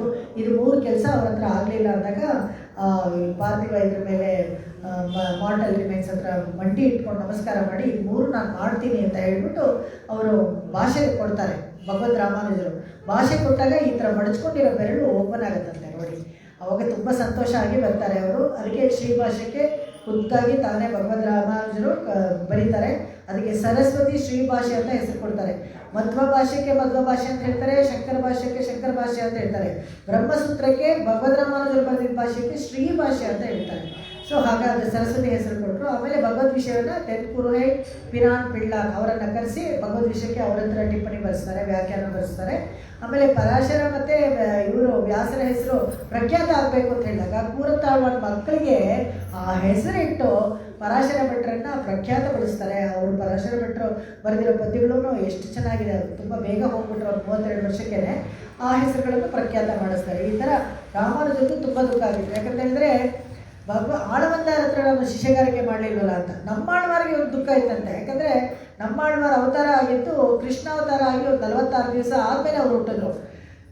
ಕಣ್ಬಿಟ್ಟು ನೋಡ್ತಾರಂತೆ, ಕೃಷ್ಣ ಇಲ್ಲ, ಹೋಗಾಯ್ತು ಅವತಾರ ಮುಗಿಸ್ಕೊಂಡು ಹೋಗಾಯ್ತು ಅಂದರೆ ತಿರ್ಗಾ ಕಣ್ಬಿಟ್ಕೊಂಡು ಹಾಗೇ ಇದು ಬೇಡ ಬೇಡ, ಯಾರಿಗೆ ಬೇಕು ಈ ಲೋಕನೇ ಬೇಡ. ಖುಷಿ ಇತ್ತಂತೆ, ಡೆಪ್ಟೇಷನ್ ಬರೋದೇ ಇಲ್ಲ ಅಂತಾರೆ. ಇಲ್ಲ ಅಲ್ಲಿ ಕೃಷ್ಣ ಇದ್ದಾನೆ, ಹೋಗೋದ್ರೆ ಓ ಕೃಷ್ಣ ಇದ್ದಾನ ಪರವಾಗಿಲ್ಲ ಹೋಗ್ತಿರ್ತಾರೆ. ಬಂದಾಗ ನೋಡಿದ್ರೆ ಕೃಷ್ಣ ಆಗಲೇ ಅವತಾರ ಮುಗಿಸ್ಕೊಂಡು ಹೋಗಾಯ್ತು. ಅವ್ರು ಹೇಳಲೇ ಇಲ್ಲ, ಎಷ್ಟು ವರ್ಷ 16 ವರ್ಷ ಹೇಳಲೇ ಇಲ್ಲ, ಬೇಜಾರು. ಯಾಕಂದರೆ ಭಗವಂತ ಎಲ್ಲೋ ಒಂದು ಕಡೆ ಭೂಮಿ ಮೇಲೆ ಇದ್ದರೆ ಕೂಡ ಆ ಭೂಮಿ ಮೇಲೆ ಭಗವಂತನ ಕಾಲಿದೆ ಅಂತ ಸಂತೋಷವಾಗಿ ಇದ್ಬಿಡ್ತಾ ಇದ್ದೆ. ಭಗವಂತ ಹೊರಟೋದಾದ್ಮೇಲೆ ನಾವು ಭೂಮಿಗೆ ಬಂದು ಏನು ಪ್ರಯೋಜನ ಅಂತ ದುಃಖ ಪಟ್ಕೊಳ್ತಾ ಇದ್ರಂತೆ. ನೋಡಿ, ನಾವು ಯಾರು ಈ ಥರ ಎಲ್ಲ ಏನೂ ಯೋಚನೆ ಮಾಡೋದಿಲ್ಲ. ಭಗವಂತ ಅನ್ನೋನೊಬ್ಬ ಇದ್ದಾನೆ, ನಮಗೋಸ್ಕರ ಕಾಯ್ತಾ ಇದ್ದಾನೆ, ಅಲ್ಲ ಹೋಗಬೇಕು ಅನ್ನೋದು ಏನೂ ಯೋಚನೆ ಮಾಡೋದಿಲ್ಲ. ಹಾಗೆ ವೇದಾಂತ ದೇಶಕ್ಕೂ ಕೂಡ ಒಂದು ಕಡೆ ದುಃಖ ಪಟ್ಕೊಳ್ತಾರಂತೆ. ಏನಕ್ಕೆ ದುಃಖ ಪಟ್ಕೊಳ್ತಾರೆ ಅಂತ ಹೇಳಿದ್ರೆ, ಅಯ್ಯೋ ಭಗವಂತ ರಾಮಾನುಜರು ಇರಬೇಕಾದ್ರೆ ನಾನು ಹುಟ್ಟಬೇಕಾಗಿತ್ತು, ಅವ್ರ ಹತ್ರ ಎಷ್ಟು ಚೆನ್ನಾಗಿ ಕಾಲಕ್ಷೇಪ ಎಲ್ಲ ಮಾಡ್ಬೋದಾಗಿತ್ತು ಅಂತ ಅವರು ದುಃಖ ಪಟ್ಕೊಳ್ತಾ ಇದ್ರಂತೆ. ಈಗಲೂ ಏನೂ ಮಿಂಚಿಲ್ಲ. ಒಂದು ಭಗವದ್ಗೀತೆ ಪುಸ್ತಕ ಇದೆಯಲ್ಲ ಇಲ್ಲಿ ನಮ್ಮ ಹಿಂದೂ ಧರ್ಮದಲ್ಲಿ, ಇದನ್ನೆಲ್ಲ ನೀವು ಕಲ್ತ್ಕೊಳ್ಳಿ. ಸ್ತೋತ್ರ ಪಾಠಗಳನ್ನು, ಆಚಾರ್ಯರುಗಳು ಸೂಕ್ತಿಗಳನ್ನು ಎಷ್ಟೊಂದು ಮಾಡಿಕೊಟ್ಟಿದ್ದಾರೆ, ಹೇಳ್ಕೊಡೋರು ಇದ್ದಾರೆ. ಅದನ್ನೆಲ್ಲ ನಾವು ಬಿಟ್ಬಿಡಬಾರ್ದು. ಈ ಜನ್ಮ ನಮ್ಗೆ ಸಿಕ್ಕಿದಾಗ ಸಾರ್ಥಕಪಡಿಸ್ಕೊಳ್ಬೇಕು. ಯಾವಾಗ ಯಾವಾಗ ಅವಕಾಶ ಸಿಗುತ್ತೋ ಅದನ್ನೆಲ್ಲ ನಾವು ಸಾರ್ಥಕಪಡಿಸ್ಕೊಳ್ಬೇಕು. ಈ ಉಯ್ಯುಮಾರ್ ಎಣ್ಣೆ ಅಂತ ಹೇಳಿದ್ರೆ ನಾವು ನಮ್ಮ ಪಾವೈಕು ಅಂತ ಇಲ್ಲಿ ಹೇಳ್ತಾಳೆ. ಅಲ್ಲೂ ಅಷ್ಟೇ ಪ್ಲೂರಲ್ಲಿ ಹಾಕಿ ಮರ್ಯಾದೆ ಕೊಡ್ತಾಳೆ. ನಮಗೆ ಅಂತ, ನಮಗೋಸ್ಕರ, ನನಗೋಸ್ಕರ ಅಲ್ಲ. ನಾನೇನು ಲೀಡರ್ ಅಂದ್ಬಿಟ್ಟು ನನಗೋಸ್ಕರ ನನಗೆ ಮಾತ್ರ ಮೋಕ್ಷ ಹೋಗಿ ಕೇಳಲ್ಲ ಆಟಾಡು. ನಾವು ನಮ್ಮ ಪಾವೈಕೆ ನಾವು ಮಾಡೋ ವೃತ್ತಕ್ಕೆ ನಮ್ಮ ಗುಂಪಲ್ಲಿರೋರು ಎಲ್ಲರಿಗೂ ಅಂತ ಹೇಳ್ತಾಳೆ. ಪಾವೈಕೆ ಚಾತಿ ನೀರಾಡಿನರಾಗಿ ಒಂಥರ ಭಕ್ತಿಯಾಗಿ ಎಲ್ಲ ಮಾಡಬೇಕು ಅಂತ ಹೇಳಿದ್ರೆ, ಶೈವ ಕಿರಿಶೈಗಳು ಅಂತ ಹೇಳಿದ್ರೆ ಅದನ್ನೆಲ್ಲ ಹೇಳಾಯಿತು. ಈಗ ಉಯ್ಯಂ ಆರು ಅಂತ ಹೇಳಬೇಕಾದ್ರೆ ಮುಖ್ಯವಾಗಿ ಯಾವುದು ಉಯ್ಯಂ ಆರು ಅದನ್ನು ಇಲ್ಲಿ ತಿರುಕಚ್ಚಿ ನಂಬಿ ಅಂತ ಒಬ್ಬರು ಇದನ್ನು ಹೇಳ್ಬಿಟ್ಟು ಇವತ್ತಿನ ಭಾಷೆ ಮುಗಿಸ್ಕೊಳ್ತೀನಿ. ಹೋಗಿ ಉಲಹಣಂತ ಇವತ್ತು ಆಗಲ್ಲ ಬಿಡಿ, ಅದು ನಾಳೆನೇ ಹೇಳ್ಕೊಳ್ಳೋಣ. ಯಾಕಂದರೆ ಇನ್ನು ಆಳಿಮಯಕನ್ನ ಸ್ವಲ್ಪ ಚಿಕ್ಕ ಭಾಷೆ, ಅಲ್ಲಿ ಬೇಕಾದರೆ ನಾವು 2 ಸ್ಪೀಚ್ ಮಾಡ್ಕೊಳ್ಳೋಣ. ಹಾಗೆ ಪ್ರತಿ ದಿವಸ ಅಂದ್ಕೊಂಡು ಬರ್ತೀನಿ. ಹೀಗೆ ನೋಡೋಣ, ಈಗ ಇಲ್ಲರ ನಿಮಗೆಲ್ಲ ಸ್ಪೆಷಲ್ ಕ್ಲಾಸ್ ತಗೋಬೇಕಾಗುತ್ತೆ. ಆಮೇಲೆ ಇದು ಏನಪ್ಪ ಅಂತ ಹೇಳಿದ್ರೆ, ಇದು ಉಯ್ಯುಮಾನ್ ಅಂದರೆ ತಿರುಕಚ್ಚಿ ನಂಬಿ ಅಂತ ಒಬ್ಬರು, ಅವ್ರಿಗೆ ಕಾಂಚೀಪುರ ಅಂತಲೇ ಹೆಸರು. ಪೂಂಡಮಲ್ಲಿ ಅಂತ ಒಂದು ಕ್ಷೇತ್ರ, ಅಲ್ಲಿ ಮೆಡ್ರಾಸ್ಗೆ ಒಂದು 40 ಕಿಲೋಮೀಟ್ರಲ್ಲಿ ಹೂವಿರುತ್ತ ಮಲ್ಲಿ ಅಂತ ಮೊದಲ ಹೆಸರು, ಆಮೇಲೆ ಹೂವಿರುತ್ತ ಮಲ್ಲಿ ಎಲ್ಲ ಶಾರ್ಟ್ ಫಾರ್ಮ್ ಆಗ್ಬಿಟ್ಟು ಪೂಂದಮಲ್ಲಿ ಅಂತ ಆಗೋದು. ಬ್ರಿಟಿಷ್ ಬಂದಮೇಲೆ ಎಲ್ಲ ಅವ್ರ ಸ್ಪೆಲ್ಲಿಂಗೆ ನಮಗೂ ಅದೇನೆ ಪೂಂದಮಲ್ಲಿ ಅಂತ. ಅಲ್ಲಿಂದ 40 ಕಿಲೋಮೀಟರ್ ದಿನ ನಡ್ಕೊಂಡು ಬಂದು ಕಾಂಚೀಪುರದಲ್ಲಿ ಪುಷ್ಪ ಕೈಂಕರ್ಯ ತೋಟದಲ್ಲಿ ಮಾಡಿ ಭಗವಂತನಿಗೆ ಸಮರ್ಪಿಸಿಬಿಟ್ಟು ಚಾಮರ ಕೈಂಕರ್ಯ ಮಾಡೋದು ತಿರುಕಚ್ಚಿ ನಂಬಿ. ಆ ಚಾಮರ ಕೈಂಕರ್ಯ ಮಾಡಿ ಎಂಥ ಭಕ್ತಿ ಅಂತ ಹೇಳಿದ್ರೆ, ಸಾಕ್ಷಾತ್ ಕಾಂಚೀಪುರ ವರದರಾಜರ ಹತ್ರ ಸಂಭಾಷಣೆ, ಅರ್ಚಾಮೂರ್ತಿ ಜೊತೆಗೆ ಸಂಭಾಷಣೆ ಮಾಡ್ತಾ ಇದ್ದವರು ತಿರುಕಚ್ಚಿ ನಂಬಿ. ಅಂಥವ್ರ ಹತ್ರ ಈ ಭಗವದ್ ರಾಮಾನುಜರಿಗೆ ಒಂದು ಪ್ರಶ್ನೆ ಬೇಕು, ಏನು ಕೇಳಬೇಕು, ಒಂದು ಡೌಟ್ಸ್ ಏನು ಕೇಳಿ ಯಾರ ಹತ್ರ ಕೇಳಬೇಕು, ಪರಿಹಾರ ಸಿಗಲ್ವಲ್ಲ ಅಂತ ಹೇಳಿದಾಗ ತಿರುಕಚ್ಚಿ ನಂಬಿ ಭಗವಂತನ ಹತ್ರ ಮಾತಾಡ್ತಾರಲ್ಲ ಡೈರೆಕ್ಟಾಗಿ, ನೀವೇ ಕೇಳ್ಕೊಂಬನ್ನಿ ಅಂತ. ಭಗವದ್ ರಾಮಾನುಜರು ತೀರ್ಥ ಕೈಂಕರ್ಯ ಮಾಡ್ತಾ ಇದ್ರು ಕಾಂಚೀಪುರದಲ್ಲಿ. ಶಾಲೆ ಕಣರ್ ಅಂತ ಇವಾಗಲೂ ಇದೆ ಮೇನ್ ರೋಡಲ್ಲಿ, ಅದನ್ನು ಪ್ರೊಟೆಕ್ಟೆಡ್ ಆಗಿ ಇಟ್ಟಿದ್ದಾರೆ, ನೀರು ಇದೆ ಅದರಲ್ಲಿ. ಅಲ್ಲಿಂದ ತೊಗೊಂಡ್ಬಂದು ತೀರ್ಥ ಕೈಂಕರ್ಯ ಮಾಡ್ತಾಯಿದ್ರು. ಇವರು ಇಲ್ಲಿ ಚಾಮರ ಕೈಂಕರ್ಯ ಮಾಡ್ತಾಯಿದ್ರು. ಅವಾಗ ನೀವು ಕೇಳಿ ಹೇಳ್ತೀರಾ ನನಗೆ ಅಂತ ಹೇಳ್ತಾರೆ. ಆಯಿತು ಅಂತ ಹೇಳ್ತಾರೆ. ಏನಪ್ಪ 6 ಪ್ರಶ್ನೆ ಅಂತ ಹೇಳಿದ್ರೆ ಅದನ್ನು ಇದು ಭಗವಂತನಿಗೆ ಕೇಳ್ತಾರೆ. ಪರತತ್ವ ಯಾರು ಅಂತ, ಅಹಮೇವ ಪರತತ್ವ, ನಾನೇನೇ ಪರತತ್ವ ಅಂದರೆ ಒಂದೇ ನಾರಾಯಣನೇ ಇರ್ತಿದೆಯಲ್ಲ, ಒಂದೇ ಪರತತ್ವ, ತುಂಬ ಎಲ್ಲ ಇರೋದಿಲ್ಲ, ಬೇಕಾದಷ್ಟು ಆ್ಯಸ್ ಪರ್ ಲಿಸ್ಟು. ನಿನಗೆ ಬೇಕಾದರೆ ನೀವು ಈ ಪರತತ್ವ ಇಟ್ಕೋ, ನಾನು ಬೇಕಾದ್ರೆ 3ನೇ ಬೀದಿಲಿ ಇನ್ನೊಂದು ದೇವಸ್ಥಾನ ಇದೆ ಅದು ಪರತತ್ವ ಇಟ್ಕೋ, ಆ ಥರ ಎಲ್ಲ ಹೇಳೋಕ್ಕಾಗಲ್ಲ. ಒಬ್ಬನೇ ಅಹಮೇವ ಪರತತ್ವ, ಎಲ್ಲ ಜೀವಾತ್ಮಗಳಿಗೂ ಪರಮಾತ್ಮ ಒಬ್ಬನೇ. ಇದು ತಿಳ್ಕೊಬೇಕು ಯಾವಾಗಲೂ ಅಷ್ಟೇ. ಯಾವಾಗಲೂ ನಾವು ನೋಡ್ತೀವಲ್ಲ, ಜಯ ವಿಜಯರು ಹೀಗೆ ಇಟ್ಕೊಂಡಿರ್ತಾರೆ, ಕೆಲವು ಜಯ ವಿಜಯಗಳು ಕೈಯಲ್ಲಿ ಹೀಗೆ, ಏನಪ್ಪ ಅಂದರೆ ಮೇಲಕ್ಕೆ ಹೋಗಬೇಕಾದ್ರೆ, ಅವನನ್ನು ಹೋಗಿ ಸೇರಬೇಕಾದ್ರೆ ಅವನೇ ಅವಲಂಬನೆ, ಅವನೊಬ್ಬನೇ ಇರೋದು ಅಂತ ಅರ್ಥ. ಎಲ್ಲರೂ ಹೇಳ್ತಾರೆ, ಇಲ್ಲ ನೋಡು ಬೈತಾ ಇದ್ದಾರೆ, ಹೊಡಿತಾ ಇದ್ದಾರೆ ಅಂತ ಏನೋ ಹೇಳ್ತೀವಿ, ಗೊತ್ತಿಲ್ಲದೆ ಇದ್ರೆ ಅದು ಹೇಳ್ತೀವಿ. ಜಯ ವಿಜಯರು ಹೇಳೋದು ಅಷ್ಟೇ, ಹೋಗ್ಬೇಕಾಗಿರೋದು ನಾವೆಲ್ಲರೂ ಅಲ್ಲಿಗೆ ಅವನನ್ನೇ ಹೋಗಿ ಸೇರಬೇಕು, ಅವನೊಬ್ಬನೇ ಅಂತ ಅದನ್ನು ಹೇಳ್ತಾರೆ. ಪರತತ್ವ ಯಾರು ಅಂದರೆ ನಾನೇ ಅಂತ ಹೇಳ್ತಾರೆ. ಜೀವಾತ್ಮ ಬೇರೆ ಪರಮಾತ್ಮ ಬೇರೆನಾ ಅಂದರೆ ಹೌದು, ಖಂಡಿತವಾಗ್ಲೂ ಅವರಿಬ್ಬರು ಬೇರೆ ಅಂತ ಆನ್ಸರ್ ಕೊಡ್ತಾನೆ. ದರ್ಶನ ಭೇದಮೇವ, ದರ್ಶನದಲ್ಲಿ ನೀವು ಏನು ವ್ಯತ್ಯಾಸ ನೋಡ್ತೀರೋ ಅದೇನೇ, ಆ ಭೇದ ಇದ್ದೇ ಇದೆ. ಜೀವಾತ್ಮನೇ ಬೇರೆ ಪರಮಾತ್ಮನೇ ಬೇರೆ, ಅವರಿಬ್ಬರು ಐಕ್ಯ ಅಂತೆಲ್ಲ ಆಗ್ಬಿಡೋದಿಲ್ಲ, ಅದನ್ನು ಹೇಳ್ತಾರೆ, ಅದ್ವೈತ ಅಲ್ಲ ಅಂತ. ಅದಕ್ಕೆ ಇವಾಗ ಭಗವಂತನನ್ನು ಪಡೆಯೋ ಮಾರ್ಗ ಏನು ಅಂತ ಹೇಳಿದ್ರೆ, ಉಪಾಯ, ಯಾವುದಾದ್ರು ಉಪಾಯ, ಯಾರನ್ನ ಆಚಾರ್ಯ ಯಾವುದಾದ್ರು ಒಂದು ಯೋಗ ಶರಣಾಗತಿ ಏನಾದರೂ ಮಾಡಿ ಉಪಾಯದಲ್ಲಿ ಪ್ರಪತ್ತಿ ಮಾಡ್ಕೊಳ್ಳಿ, ಸುಲಭ ಕಲಿಯುಗದಲ್ಲಿ ಪ್ರಪತ್ತಿ ಮಾಡ್ಕೊಳ್ಳಿ ಅಂತ ಭಗವಂತ ಹೇಳ್ತಾನೆ. ಅಂತಿಮ ಸ್ಮೃತಿ ಬೇಕಾ, ಸಾಯ್ಬೇಕಾದ್ರೆ ಭಗವಂತ ಜ್ಞಾಪಕ ಇರಬೇಕಾ, ಎಲ್ಲೋ ಕೋಮದಲ್ಲಿರ್ತೀವಿ, ಯಾವುದೋ ICUನಲ್ಲಿರ್ತೀವಿ, ಕೊನೆಯಲ್ಲಿ ಏನಾದ್ರು ನೆನೆಸ್ಕೊಳ್ತೀವೋ ಅದೇ ನಾವು ಬಿಟ್ಬಿಡ್ತೀವಿ ಅಂತಲ್ಲ ಭಗವದ್ಗೀತೆನೂ ಹೇಳ್ತಾನೆ. ಅಂತಿಮ ಸ್ಮೃತಿ ಅಂತಲ್ಲ ಬೇಕಾ ಅಂತ ಹೇಳ್ತಾನೆ ಭಗವಂತ ಹೇಳ್ತಾನೆ. ಅದೆಲ್ಲ ಏನು ತಲೆ ಕೆಡಿಸ್ಕೊಬೇಡಿ, ಅಂತಿಮ ಸ್ಮೃತಿ ಎಲ್ಲ ಏನು ಬೇಡ. ಇದನ್ನು ಯಾವಾಗ ಅಂತ ಹೇಳಿದ್ರೆ ವರಾಹಚಂದ್ರ ಶ್ಲೋಕದಲ್ಲೇ ಹೇಳ್ಬಿಟ್ಟಿದ್ದಾರೆ ನಾವು. ಯಾವಾಗ ಅಂದರೆ ಸ್ಥಿತೇ ಮನಸ್ಸಿ ಸುಸ್ವಸ್ಥೆ ಶರೀರೇ ಸತೇವ ನರಃ ಧಾತು ಸಾಮ್ಯ ಸ್ಥಿತಿ ವಯಂ ವಿಶ್ವರೂಪಂಚ ಮಾಮಜ ಅಹಂ ಸ್ಮರಾಮಿ ಬದ್ಭಕ್ತಂ. ಯಾವಾಗ ಪಾಷಾಣ ಥರ ಕಲ್ತರ ಬಿದ್ದಿದ್ರೆ ಕೂಡ ಅಹಂ ಸ್ಮರಾಮಿ ಬದ್ಭಕ್ತಂ ನಯಾಮಿ ಪರಮಾಂಗತಿ ಅಂತ ಅವಾಗಲೇ ಹೇಳ್ಬಿಟ್ಟಿದ್ದಾರೆ. ಮತ್ತೆ ಅದರಲ್ಲಿ ಏನು ವ್ಯತ್ಯಾಸ ಇಲ್ಲ. ಅದಕ್ಕೋಸ್ಕರ ಹೇಳ್ತಾರೆ ಅಂತಿಮ ಸ್ಮೃತಿ ಎಲ್ಲ ಏನೂ ಬೇಡ. ತುಂಬ ಚೆನ್ನಾಗಿ ರಹಸ್ಯತ್ರ ಸಾರದಲ್ಲಿ ವೇದಾಂತ ದೇಶಗಳು ಕೂಡ ಹೇಳಿದ್ದಾರೆ. ಅಂತಿಮ ಸ್ಮೃತಿ ಬಗ್ಗೆ ನೀವೇನು ಬೇಜಾರು ಮಾಡ್ಕೊಬೇಡಿ. ಸರಿ, ICUನಲ್ಲಿ ಯಾರೋ ಪಕೋಡ ತಿಂದ್ಕೊಂಡು ನರ್ಸ್ಗಳು ಓಡಾಡ್ತಾ ಇರ್ತಾರೆ, ಏನು ನಮಗೇನು ಗೊತ್ತಿರಲ್ಲ, ಯಾರು ಹೇಳ್ಕೊಡ್ತಾರೆ? ನಮ್ಮ ನಾರಾಯಣ ಅಂತ ಹೇಳೋ ಬಾಯಿನಲ್ಲಿ ಯಾರು ಹೇಳ್ಕೊಡಲ್ಲ. ಅಯ್ಯೋ ನಾನು ಮೋಕ್ಷಕ್ಕೆ ಹೋಗ್ತೀನೋ ಇಲ್ವೋ ಅಂತ ಯಾರೂ ಏನು ಬೇಜಾರು ಮಾಡ್ಕೊಳ್ಬೇಕಾಗಿಲ್ಲ. ಯಾಕೆಂದರೆ ಮನಸ್ಸು ಸ್ವಸ್ಥವಾಗಿದ್ದಾಗ ಭಗವಂತನ ನೆನೆಸ್ಕೊಂಡ್ರೆ ಖಂಡಿತವಾಗಿ ಹೋಗ್ತೀವಿ ಅಂತ. ಮೋಕ್ಷ ಯಾವಾಗ ಸಿಗುತ್ತೆ? ಇದು 5ನೇ ಕ್ವಶನು. ಏತದ್ ದೇಹಾವಸಾನ, ಮೋಕ್ಷ ಯಾವಾಗ ಸಿಗುತ್ತೆ ಅಂತ ಹೇಳಿದ್ರೆ ಪ್ರಪತ್ತಿ ಮಾಡಿಕೊಂಡವ್ರಿಗೆ ಈ ಆಯುಸ್ಸಲ್ಲಿ ಈ ಜನ್ಮದಲ್ಲಿ ಪ್ರಾಣ ಹೋಗಬೇಕಾದ್ರೆ ಮೋಕ್ಷ ಸಿಗುತ್ತೆ, ಪ್ರಪತ್ತಿ ಮಾಡಿಕೊಂಡಿದ್ರೆ. ಅದಕ್ಕೆ ಶರಣಾಗತಿ ಅನ್ನೋದು ಒಂದು ಕ್ರಮ, ಅದನ್ನು ಮಾಡಿಕೊಳ್ಬೇಕು. ಬರನ್ಯಾಸ ಅಂತ ಹೇಳ್ತಾರೆ. ಶಮಾಶ್ರಯಣ ಎಲ್ಲ ಆದಮೇಲೆ ಬರನ್ಯಾಸನ ಮಾಡಿಕೊಂಡ್ರೆ ಅವ್ರು ಏನೇ ಆಗಲಿ, ಏನೇ ತಪ್ಪು ಮಾಡಿದ್ರೆ ಕೂಡ ಭಗವಂತ ತಿರುತ್ತಿ ಪಣಿಕೊಳ್ಳುವ, ಅವ್ನು ಕರೆಕ್ಟ್ ಮಾಡಿ ತೊಗೊಳ್ತಾನೆ ಅವ್ರನ್ನ, ಅದು ಹೇಳ್ತಾರೆ. ಆಮೇಲೆ ರಾಮಾನುಜರು ಏನು ಮಾಡಬೇಕು ಅಂತ ಅದು ಒಂದು ಲಾಸ್ಟ್ ಕ್ವಶನ್ ಕೇಳ್ಕೊಂಬನ್ನಿ ಅಂತ ಹೇಳ್ತಾರೆ. ಯಾಕೆಂದರೆ ರಾಮಾನುಜರು ಶೈವ ಸಿದ್ಧಾಂತಕ್ಕೆ ಸೇರಿದವರು, ತಿಳ್ಕೊಳ್ಳಿಯವರು, ಅಯ್ಯರ್ ಕಮ್ಯುನಿಟಿಯವರು ಶೈವ ಸಿದ್ಧಾಂತಕ್ಕೆ ಸೇರಿದ್ರು. ಆದರೆ ಅವ್ರಿಗೆ ಶ್ರೀ ವೈಷ್ಣವ ಸಿದ್ಧಾಂತಕ್ಕೆ ಬರಬೇಕು ಅಂತ ತುಂಬ ಆಸೆ ಇರುತ್ತೆ. ಯಾರ ಹತ್ರ ಹೋಗೋದು, ಯಾರನ್ನ ಆಶ್ರಯ ಮಾಡೋದು, ಯಾರು ಗುರುಗಳ ಹತ್ರ ಹೋಗಬೇಕು ಅಂತ ಗೊತ್ತಿರಲ್ಲ. ಅದಕ್ಕೋಸ್ಕರ ಕೊನೆಯ ಕ್ವಶನ್ ಅದನ್ನು ಕೇಳಿರ್ತಾರೆ. ರಾಮಾನುಜರು ಏನು ಮಾಡಬೇಕು ಅಂತ ಕೇಳಿದರೆ ಪೆರಿಯ ನಂಬಿನ ಹೋಗಿ ಆಶ್ರಯ ಮಾಡಲಿ ಅಂತ ಹೇಳ್ತಾರೆ. ಮಹಾಪೂರ್ಣರು ಅಂತ ಅವ್ರ ಹೆಸರು, ಪೆರಿಯ ನಂಬಿನ ಆಶ್ರಯ. ಇದು ಉಯ್ಯುಮಾರ್, ಇದು ಕೇಳಿದ ಪ್ರಶ್ನೆ ಭಗವದ್ ರಾಮಾನುಜರಿಗೆ ಅವ್ರಿಗೆ ಮಾತ್ರ ಅಲ್ಲ. ಪೆರಿಯ ನಂಬಿ ಅಂದರೆ ಯಾರಾದರೂ ಒಬ್ಬರು ಆಚಾರ್ಯ ಸಮಾಶ್ರಯನ ಮಾಡಬೇಕು ಅನ್ನೋದು, ಅದು ಪೆರಿಯ ನಂಬಿ ಜಾಗದಲ್ಲಿ ನಾವೆಲ್ಲ ಇಟ್ಕೋಬೇಕು.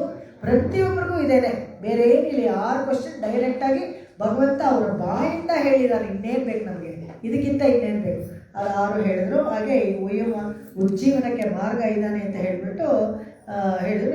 ಇದೇ ಥರ ಉಪನಿಷತ್ತಲ್ಲೂ ನಚಿಕೇತ ಹೋಗಿ ಭಗವಂತನನ್ನು ಎಲ್ಲ ಕೇಳ್ಕೊಳ್ತಾನೆ, ಮೋಕ್ಷಕ್ಕೆ ಏನು ದಾರಿ ಅಂತೆಲ್ಲ. ಯಾಕಂದರೆ ಒಂದೊಂದೇ ಸಣ್ಣ ಸಣ್ಣ ಪ್ರಶ್ನೆಗಳಿಗೆಲ್ಲ ಅರ್ಥ ಹೇಳ್ತಾ ಇದ್ರೆ ಕೂಡ ಆ ನಚಿಕೇತನಿಗೆ ಸಮಾಧಾನ ಆಗಲ್ಲಂತೆ. ಮೋಕ್ಷಕ್ಕೆ ಯಾರು ಅಂತ ಕೇಳಿದಾಗ ನಾರಾಯಣನ ಬಗ್ಗೆ ಯಮನು ತಿಳಿಸ್ಕೊಡ್ಬೇಕಾಗತ್ತೆ. ಯಾಕೆ ನೀವು ಮುಂಚೆ ನನಗೆ ಹೇಳ್ಕೊಡ್ಲಿಲ್ಲ ಅಂದರೆ, ಅಯ್ಯೋ ನನ್ನ ನರಕಕ್ಕೆ ಯಾರು ಬರದೇ ಇಲ್ಲ ಆಮೇಲೆ ಅಂತ. ನರನು ಮೊದ್ಕಲನು ನಿಕ್ಕ ನರಕಿಲ್ ಪೇಶ ಯಾಗ ಕೇಳ್ಕಾರ್ ಪೇಶ ಮಾತಾಡ್ತಾ ಇರ್ತಾನೆ. ನರ ಮತ್ತೆ ಯಾರು ಯಮ ಮತ್ತೆ ಮುದ್ಗಲ ಅಂತ ಒಬ್ಬ ಋಷಿ ನರಕದಲ್ಲಿ ನಿಂತ್ಕೊಂಡು ಮಾತಾಡ್ತಾ ಇರ್ತಂತೆ. ಏನು ಮಾತಾಡ್ತಾ ಇರ್ತಾರಂತೆ, ಕೆಳಗಡೆ ಕೃಷ್ಣಾವತಾರ ಆಗ್ತಾ ಇದ್ದಪ್ಪ, ಕೃಷ್ಣ ಅದು ಇದು ಅಂತ ಕೃಷ್ಣನ ಮಾತು ಬರ್ತಂತೆ. ನರಕವೇ ಸ್ವರ್ಗವಾಹಂ, ಆ ಕೃಷ್ಣ ಅಂತ ಒಂದು ಪದ ಬರ್ತಲ್ಲ, ಅದನ್ನೆಲ್ಲ ಅಲ್ಲಿ ಜೈಲಲ್ಲಿದ್ದವರೆಲ್ಲ ಕೇಳಿಸ್ಕೊಂಡ್ಬಿಟ್ರಂತೆ. ಅಲ್ಲಿ ತಿರುಗಿ ನೋಡ್ತಾರೆ, ಎಲ್ಲ ಖಾಲಿ, ಎಲ್ಲ ಜೈಲು ಕ್ಯಾಬಿನ್ಗಳು ಎಲ್ಲ ಖಾಲಿ. ನರಕವೇ ಸ್ವರ್ಗವಾಹಂ ನಾಮಗಳುಡೆಯ ನಂಬಿ, ನಾಮಗಳ ಮಹಿಮೆ ಅಷ್ಟೊಂದು, ಭಗವಂತನೇ ಬೇಡ, ಭಗವಂತನ ಪರಮನ ಅಡಿ ಸಾಕು ಅಂತ ಇದರಲ್ಲಿ ಹೇಳ್ತಾಳೆ. ಮುಂದಿನದರಲ್ಲಿ ಪರಮರ ಅಡಿನೂ ಬೇಡ, ಭಗವಂತನ ನಾಮ ಸಾಕು ಅಂತ ಹೋಗಿ ಉಲಹನಂದ ಪಾಶ್ರದಲ್ಲಿ ಹೇಳ್ತಾಳೆ. ಇವತ್ತಿಗೆ ಇಲ್ಲಿ ನಿಲ್ಲಿಸ್ಕೊಳ್ತೀನಿ.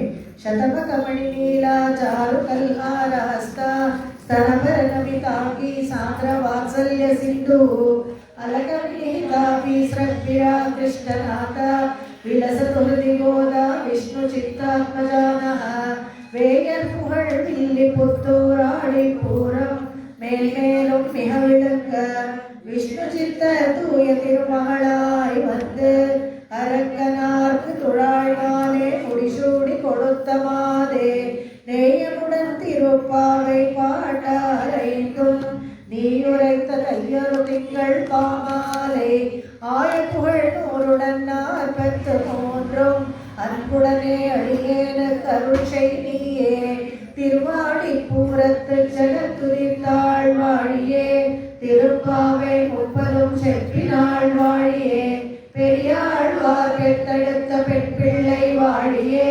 பெரும்போது மாமுனிக்கு பின்னாள் வாழியே 143 உரைத்தாள் வாழியே உயரங்கற்கே கன்னி உகந்தளித்தாள் வாழியே மறுவாரும் திருமல்லி வடநாடு வாழியே வண்புதுவை நகர் கோதை மலர் பதங்கள் வாழியே கோதை பிறந்த ஊர் கோவிந்தன் வாழுமோர் ஜோதிமணி மாடம் தோன்றுமோர் நீதியார் நல்ல பக்தர் வாழுமோர் நான் மறைகள் ஓதுமோர் வில்லி புத்தோர் கோனோர் பாதகங்கள் தீர்க்கும் பரமரடி காட்டும் வேதம் அனைத்துக்கும் வித்தாகும் ஓதிடமில் அழியைந்தும் 5 அறியாத மானிடரை வையம் சுமப்பது வம்பு.